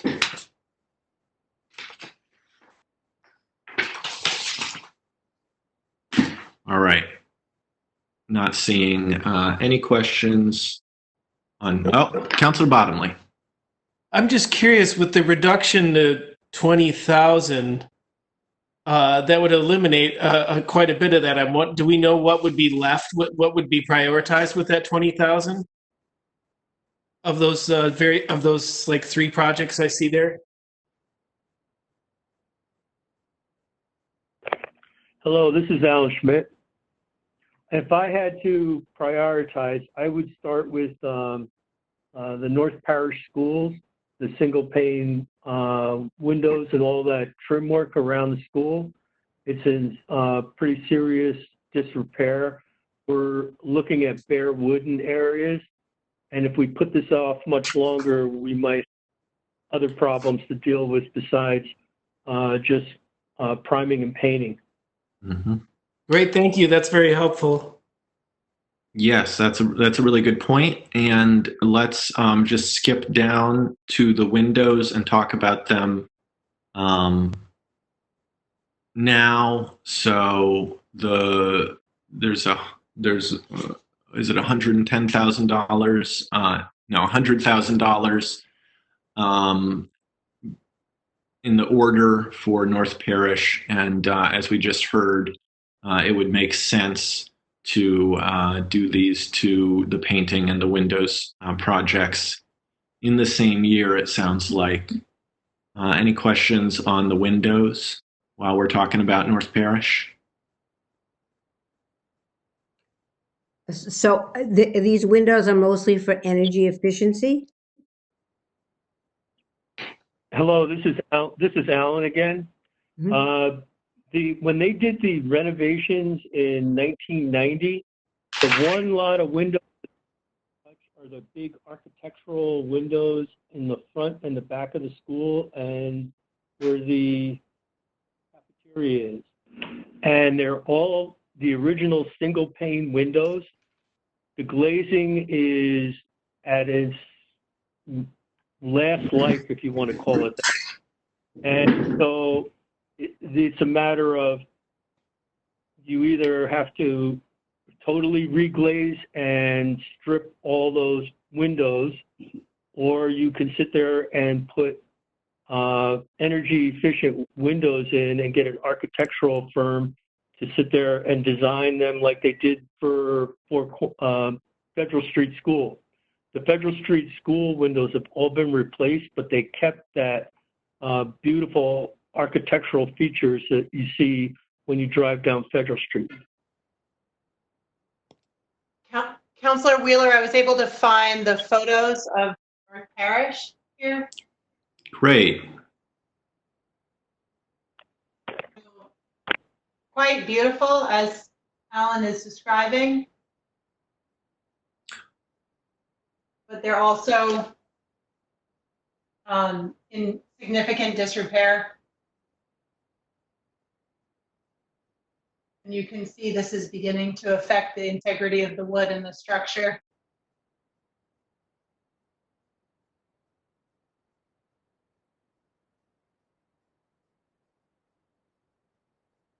That's helpful. Great. That's certainly helpful. Superintendent, those are beautiful windows, or at least they would be with a little TLC. TLC. TLC is the name of the game. So I would encourage counselors to think of the two projects, the $20,500 for painting and the $100,000 for windows as more or less attached to one another.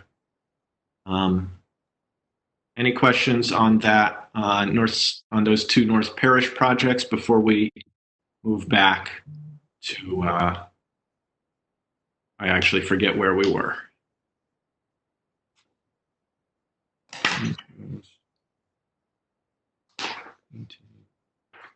Let's see. Were we on flooring? We can talk about. I believe it was. Actually, Otis. Yep, Councilor Bottomley. Just had a quick question. I just wanted to make sure. So the windows, if they were replaced, would still keep the architectural features that are currently there. Is that correct?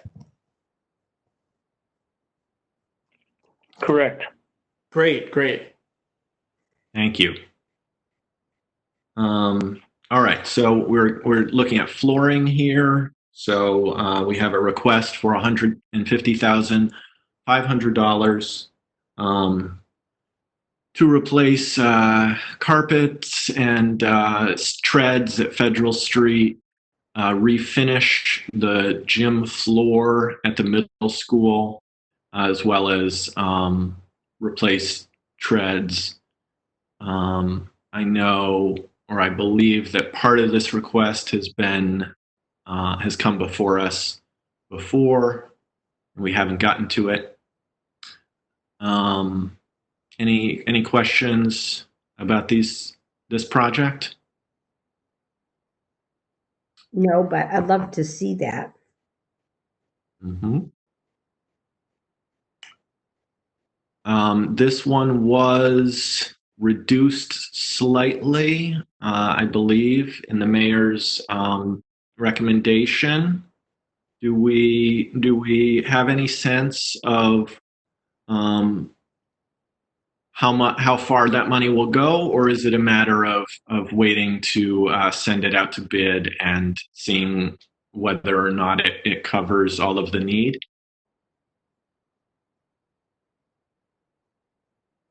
Yeah, and unfortunately, part of this is. Go ahead, Alan. Well, I went out last year and I got cost estimates for doing all the stair treads and the carpeting.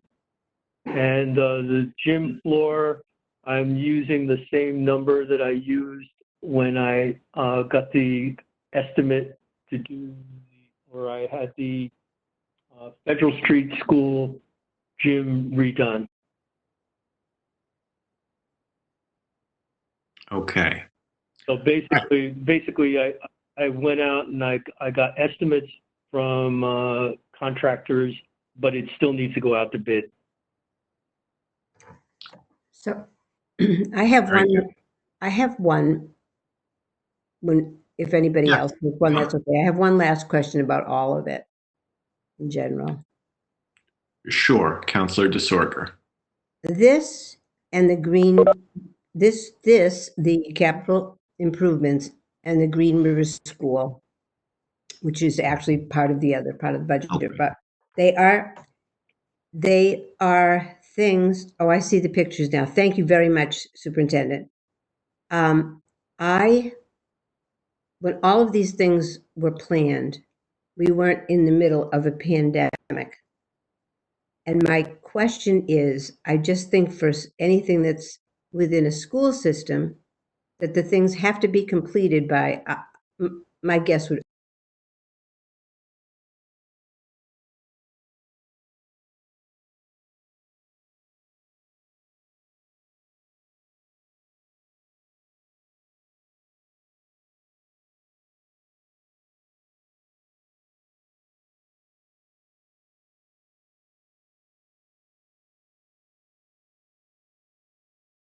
I have wondering about whether or not those things, other than, well, I mean, something like fencing, anything that's an extreme safety hazard, I would think would have to be done.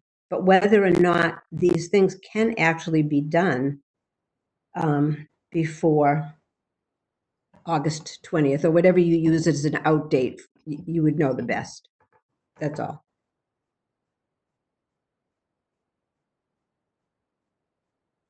So, Mr. Schmidt, would you be able to talk about projected timeline in general, or about any of these projects specifically? Well, normally by now, the capital improvements would have been passed and we would have sent them over for procurement.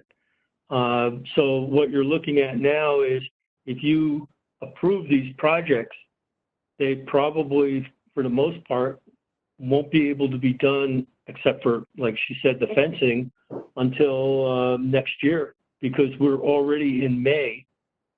So I may be able to pull off some of the flooring projects, and peck away at that. But we're so far down the road from where we normally would be that we're basically almost looking at like next year for these projects. But we need to have the funding to be able to do it. Right, and that's a good point in that these are long-term needs, and kicking the can down the road, it tends to just encourage the can to be kicked again. So I guess my focus personally would be on whether these are needed and necessary projects, and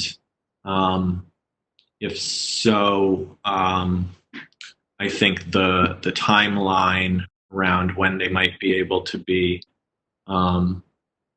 implemented may not affect the long-term need quite as much. But that's just my standpoint.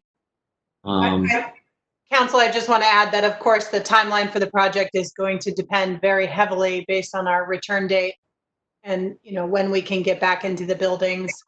Central maintenance and the maintenance on the school staff are obviously doing the projects that they can when we're in shutdown to try to get a jump on that. But we're working under the governor's what's essential and so forth. So Thank you. I can't raise my hand anymore. So Yeah, Councilor DeSorger, go ahead. So it is customary then for us to be voting. It's customary for us to be voting for the money in this fiscal year, even if we are thinking that that actually will be completed next year. It's fine if that's customary. This is my first year on Ways and Means.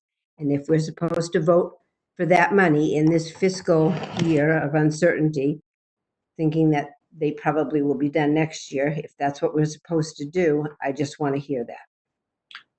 Yeah, Superintendent or Director Gilman, feel free to correct me, but my understanding is that because of the timing of capital projects, especially in relation to the school, that there does tend to be a year delay.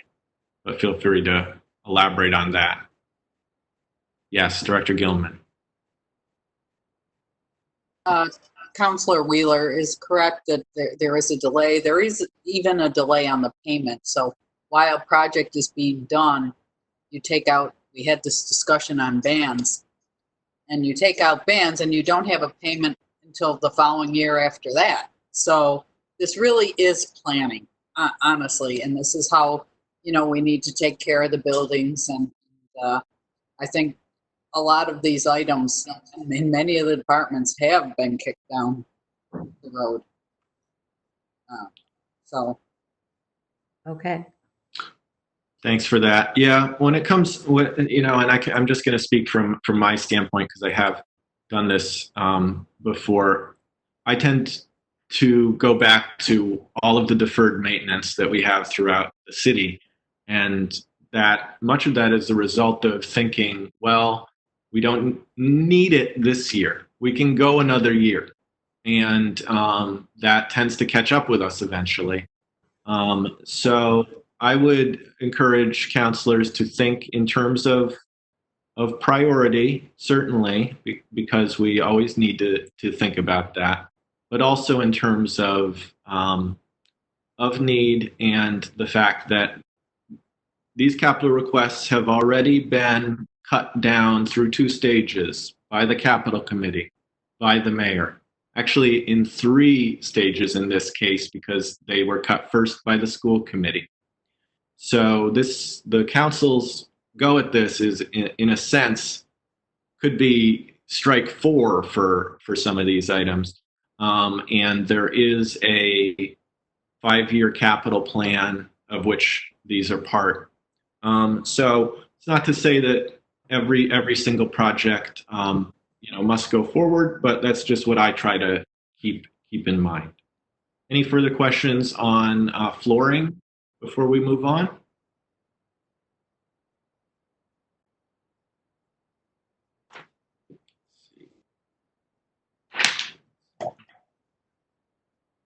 Okay, so I believe the next, and this may be the last item, Newton and North Parish exterior doors.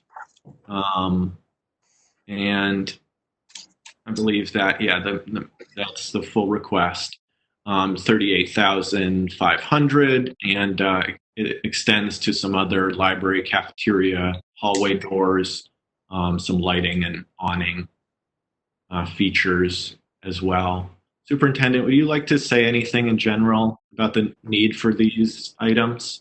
I think I'd like to ask if we can still hear Alan Schmidt's audio. I'd like to ask him to just comment. We've been chipping away at exterior doors, and if he's still audible to us, I'd like to ask him his perspective on this as he's been working on this project a little bit at a time. Okay.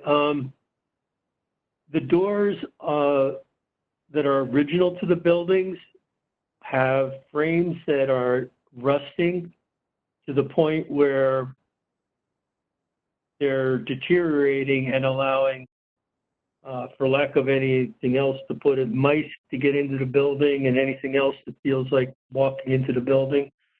So I've been pecking away at the doors that really failed. And when we would get a appropriation for doors, we would prioritize them and replace those doors as money became available. So at North Parish, we've replaced some of the doors. There's still a couple that need to be taken care of, but it's been as a priority basis depending on the amount of deterioration that has happened to the door frames themselves. So it's not like we can just replace the leaf in the door. We end up having to replace the entire frame. So that turns into some serious cost. And in North Parish, we found that they really built them well back then, and they filled the frames with concrete. So it took quite a bit to get those things out. Also, at Newton School, some of the doors are still wood. So you can imagine what kind of condition they're in. Single pane windows, not exactly the most secure wood doors in the district. So, like I said, we've been prioritizing and taking care of things as need be. So that's basically where that number came from. Thank you, Mr. Schmidt. Any questions about exterior doors? Have we had mice in our schools? Yes, we have had mice in the schools. We do have a pest control company that regularly comes in and we take care of them. And that's because of the doors? Well, doors and gaps at the bottoms of the doors, the old thresholds that are worn down in the door frames, the guards at the bottom of the doors that are basically worn away. So a mouse can get through a half-inch gap. So when you have a frame that has a rust base that goes up 2 or 3 inches on the side of the door, yeah, that's a pretty good size space for a mouse to get in.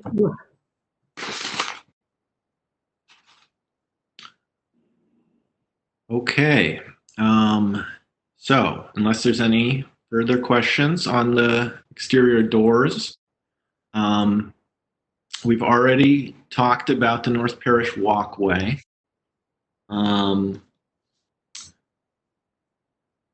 So it may seem like a lot of requests from the schools, but I think it amounts to under $600,000. So compared to some of the other departments, it's not as big as some. So any further questions on any of the school's capital projects?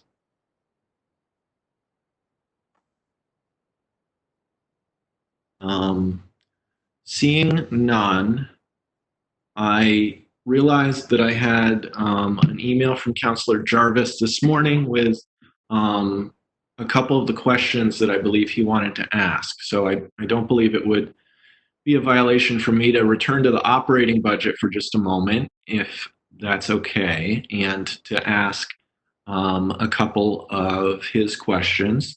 Some of them I think are coming from the superintendent's proposed budget. So Counselor Jarvis, if you're still on the line and if you didn't catch the beginning of this meeting,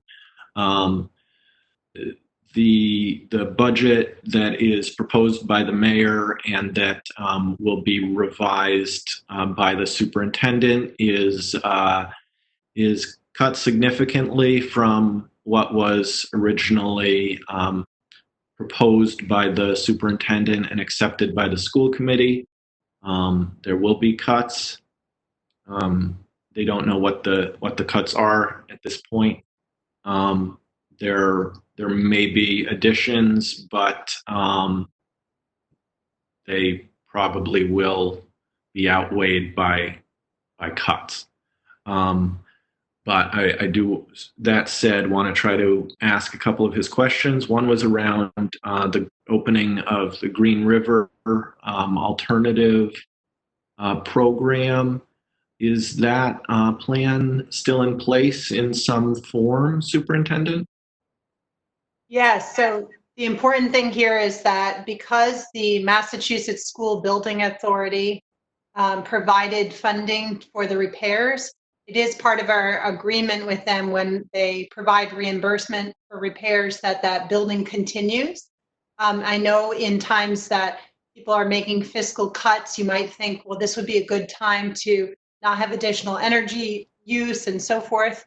And while we agree with the cost saving thought there, you actually would run the risk of forfeiting funds if you don't reopen this building, unless we're able to, an acceptable reason to have the building closed has been our ongoing need to repair the heating system and do the ongoing maintenance that's been taking place. If those repairs were significantly delayed due to this, then I would expect that we wouldn't be able to open that building if that were the case due to the global pandemic that we're in and some of the impacts that it's having. So those are, they sort of hinge on one another, obviously, whether you can reopen the building. Thank you. And that just reminds me that I would going to bring back again the answers that were shared earlier today to some of the questions already, including one from Councillor DeSorger about whether there have been cost savings in energy from the move to remote learning. And Director Carol Collins was able to answer that. And she gave some estimates, which I would just point the counselors to, that there may be some savings of, I believe it was $30,000 to $40,000 in energy use from a less intense use of the buildings for the last couple of months. I know that that energy is an example of cooperation between the city and the school, where the energy department, as directed by Carol Collins, took over, essentially, from my understanding, paying for most of the energy costs in the schools. So it is still a indirect cost, but having one department head in charge, I believe, has resulted in some savings. So as we talked about in the beginning of the meeting, I would certainly be interested in further conversations between the schools and the mayor's office around the IT department. I know Northampton and Westfield have municipal IT departments that are responsible for their schools' needs. I don't have any personal experience in how that works, whether it works, but I look forward to hearing about any talks that you might have.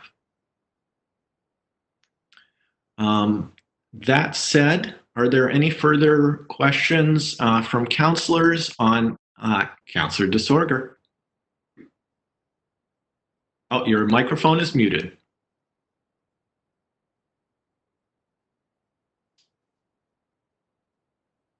How much did we, I know that we voted for the new heating system for that school.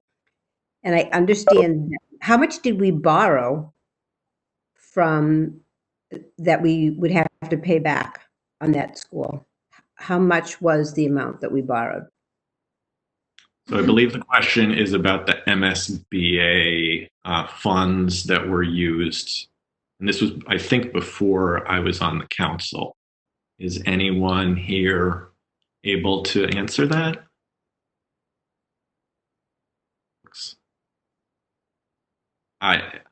Councillor Forgy?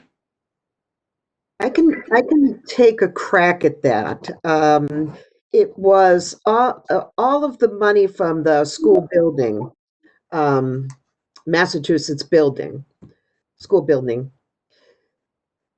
It was like it was an opportunity for the community to rehab a number of the schools, and so I think it would be, the records would be obviously in accounting, or Liz Coleman might have access to them. But it was an attempt, again, to renovate school buildings that had been left for a long period of time without any upgrades. So there were these different schools. They were all, I was in the accounting department at the time. They were all sort of separate projects, and each one had a sum of money that was allocated to the project that school building was going to offset for us. And every project, went to bid. Everything was upgraded in the schools, and we paid off those upgrades. The thing is, I believe the language says that you have to keep the building, once you accept the funds, you have to keep the building in use for purpose of education for 50 years. Now, don't quote me, but I think that might be right. And that might be what we're dealing with right now. And the superintendent said it has to be kept for a like purpose, an educational like purpose. My thought is, let's apply to the school building board and see if we can't get some sort of a dispensation because of this, but I'm not sure that's practical. But as far as the sums of money, I don't know, but they were millions of dollars, and there was a huge amount of borrowing that went on to upgrade those. Thank you, Councillor Forgy. And I know my understanding from voting for the heating system was that there were also other benefits to the alternative program that the school committee and the superintendent put forward, not only educationally, but also from a monetary standpoint. All right. Any further questions from anyone? Okay. Seeing none, I want to thank you, Mr. Schmidt and Superintendent Harper, for answering question upon question upon question. We really appreciate it. It's a big process, and we only join you for really a small chunk of your budgeting, but we do appreciate you taking the time. So thanks. Well, I appreciate the questions, and thank you to all of you for making the tech work to participate in this way, and to the mayor for assembling a budget, and mostly just everybody for staying steadfast in leadership right now. It's a trying time to be a public servant, and so thank you for trying to make the best decisions in times that are uncertain. Back at you. Very good for you. Thank you. Absolutely. Have a good night. Good night, Superintendent. So we are almost there. We're now going to move on to other business. And the one piece here that I'm going to bring up is we had a request from one of the subcommittee members to talk about possibly having an extra budget meeting. And I think this is a good idea. Last year we had 6 budget meetings, and this year, because of the way the month fell and the way that the council's budget meeting is scheduled before the regular council meeting, we only have 5 budget meetings scheduled. So we're in the kind of tenuous position of having DPW and all the small departments scheduled for next week, and when probably we could spend all night just talking about DPW. So certainly it could be done. We could get through it all and then move on to deliberate the following week. But I think there's benefit to having more time to deliberate if need be. So I wanted to ask the committee if, in general, you're open to scheduling one more working meeting for deliberations, and wanted to do it while Clerk Scott is on the line so we could actually talk about the logistics of scheduling the meeting. So I will just throw this out for the discussion.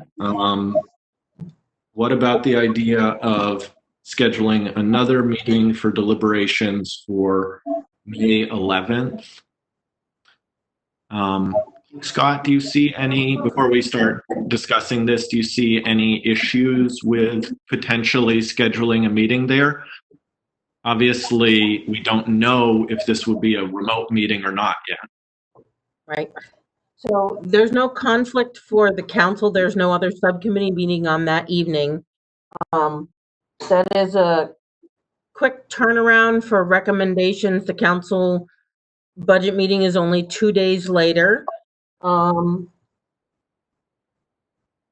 it be acceptable, again, just throwing it out there, maybe the Ways and Means Committee could hold other deliberations on the 4th of May. It's a Monday. It's the Monday preceding the deliberations. That way, if you had questions, we had a little bit more time to get some answers or bring somebody back in for further comment on the 6th. Yeah, so that makes sense to me. Before I move on with that, do any subcommittee members have any conflicts with that. So we're talking about Monday, May 4th.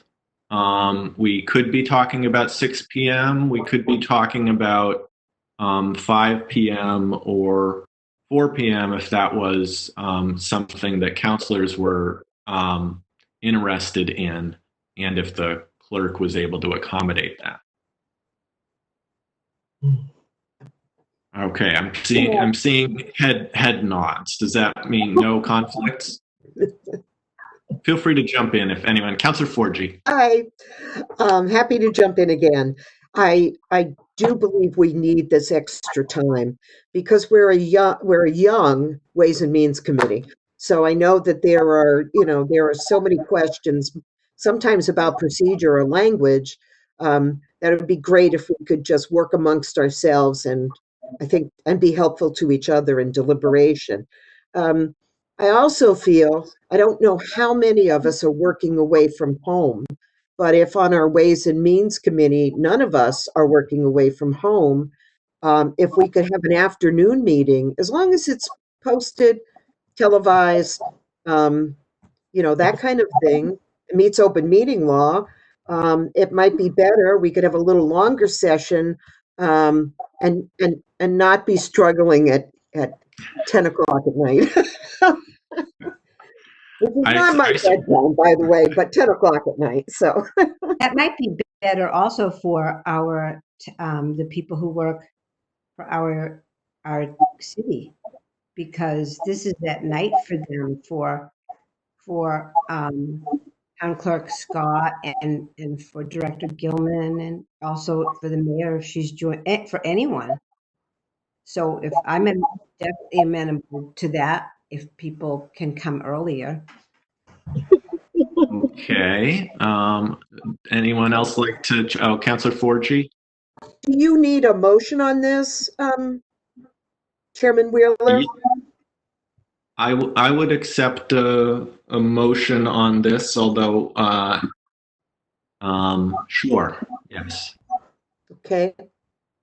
Oh, you know what? Except the mayor would like to chime in, and why don't we let her speak first? Might Wait a speak to minute. what we're Which one? talking Which one? No.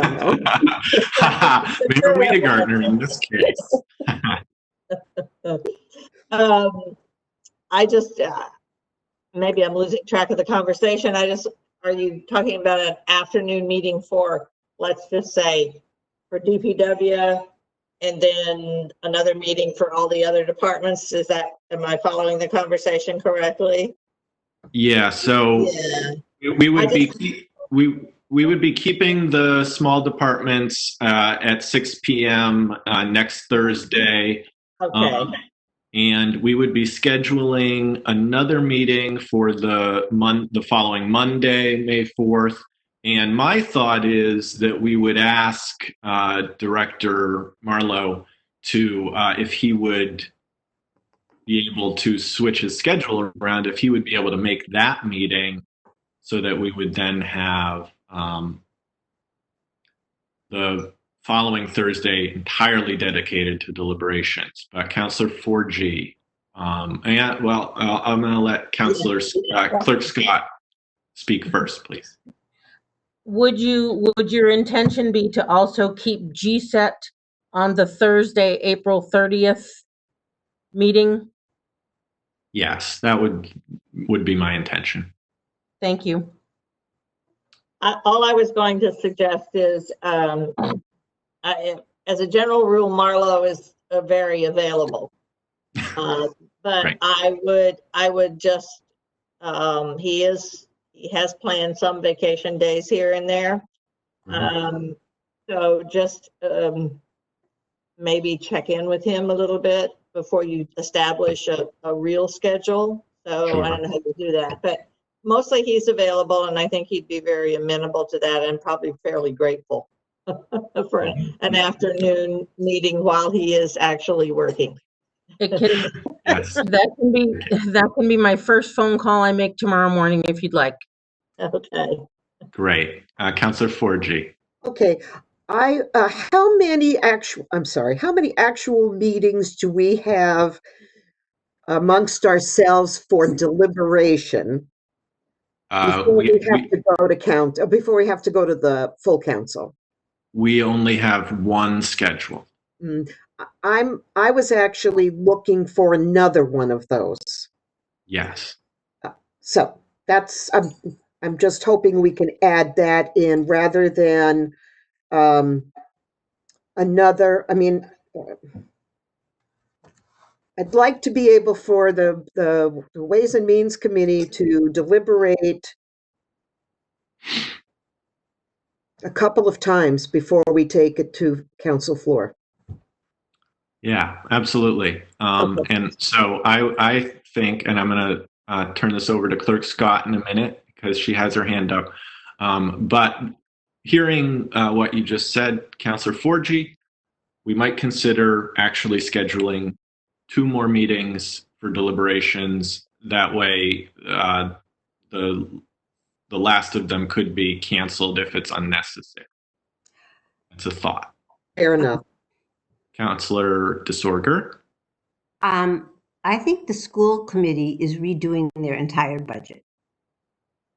They are, as far as I know. So I think it would be dependent upon that, whether or not we needed a whole day. But I'm happy to come to anything. We're all home here. Happy anytime that you want to have it. But if that's 58% of the. Yeah, so to clarify our role in this, the number that we approve at the council budget meeting is the number that the school will be working with. Okay, and so all right. they will retool their budget around that number, and our work, in a sense, will be done. Clerk Scott? Would it interest anyone to start next Thursday's meeting at 5 instead of 6? That way we could do small departments, GSET. It would probably be a really long night for you guys, but you might be able to get DPW in and then still have 2 deliberations. Okay. Because that's what we planned initially. It's completely up to you. We will, make happen what you guys decide, but it's an option. I'm gonna. Oh yeah, Councillor Forgy. Is anybody comfortable with a later afternoon meeting rather than a 5 o'clock start time? Would a 4 o'clock start time be better? I'm seeing nods from Councillor DeSorger and Bottomley, and I'll call on Councillor Elmer. Oh, and it seems like we lost this video just as I. No, you're back, Councillor Elmer. You have the floor. Yeah. Reported earnings at 4 o'clock on the 30th, and I would have to be absent for an afternoon meeting. Yeah. Okay. All right. So we'll keep the 30th. Councillor Elmer, is that? I'm sorry, your audio kind of dropped out a little bit of that, so I didn't hear. Was that a regular commitment or just for that day? Just for that day. Okay, thank you. So that said, I'll suggest that we keep the April 30 meeting as is, but that we schedule meetings for Monday, May 4th and Monday, May 11th. That will give us a little bit of breathing room, ensure that we have the time that we need to deliberate. I will also let's see. Does that sound good to the committee? I'm seeing nodding. Okay. Do we want to go with a 5 p.m. start time on those Mondays, or would anyone prefer 4 p.m.? Oh. Counselor DeSorker. Oh, I saw four. Those were hands. Those were fours. Okay. So I'm seeing fours all around. Okay.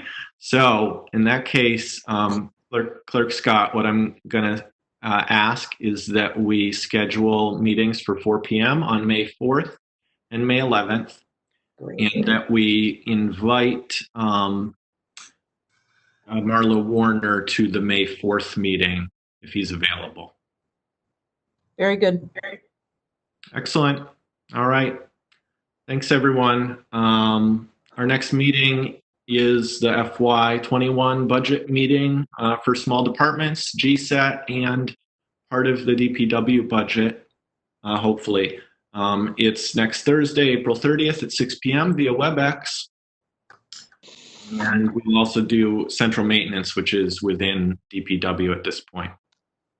I'll hear a motion to adjourn. So moved. 4G. Counselor 4G. Do I hear a second? Elmer seconds. Elmer seconds. This meeting is adjourned to 8:27. Thank you, everyone. Thank you all very much. Thank you. Bye-bye.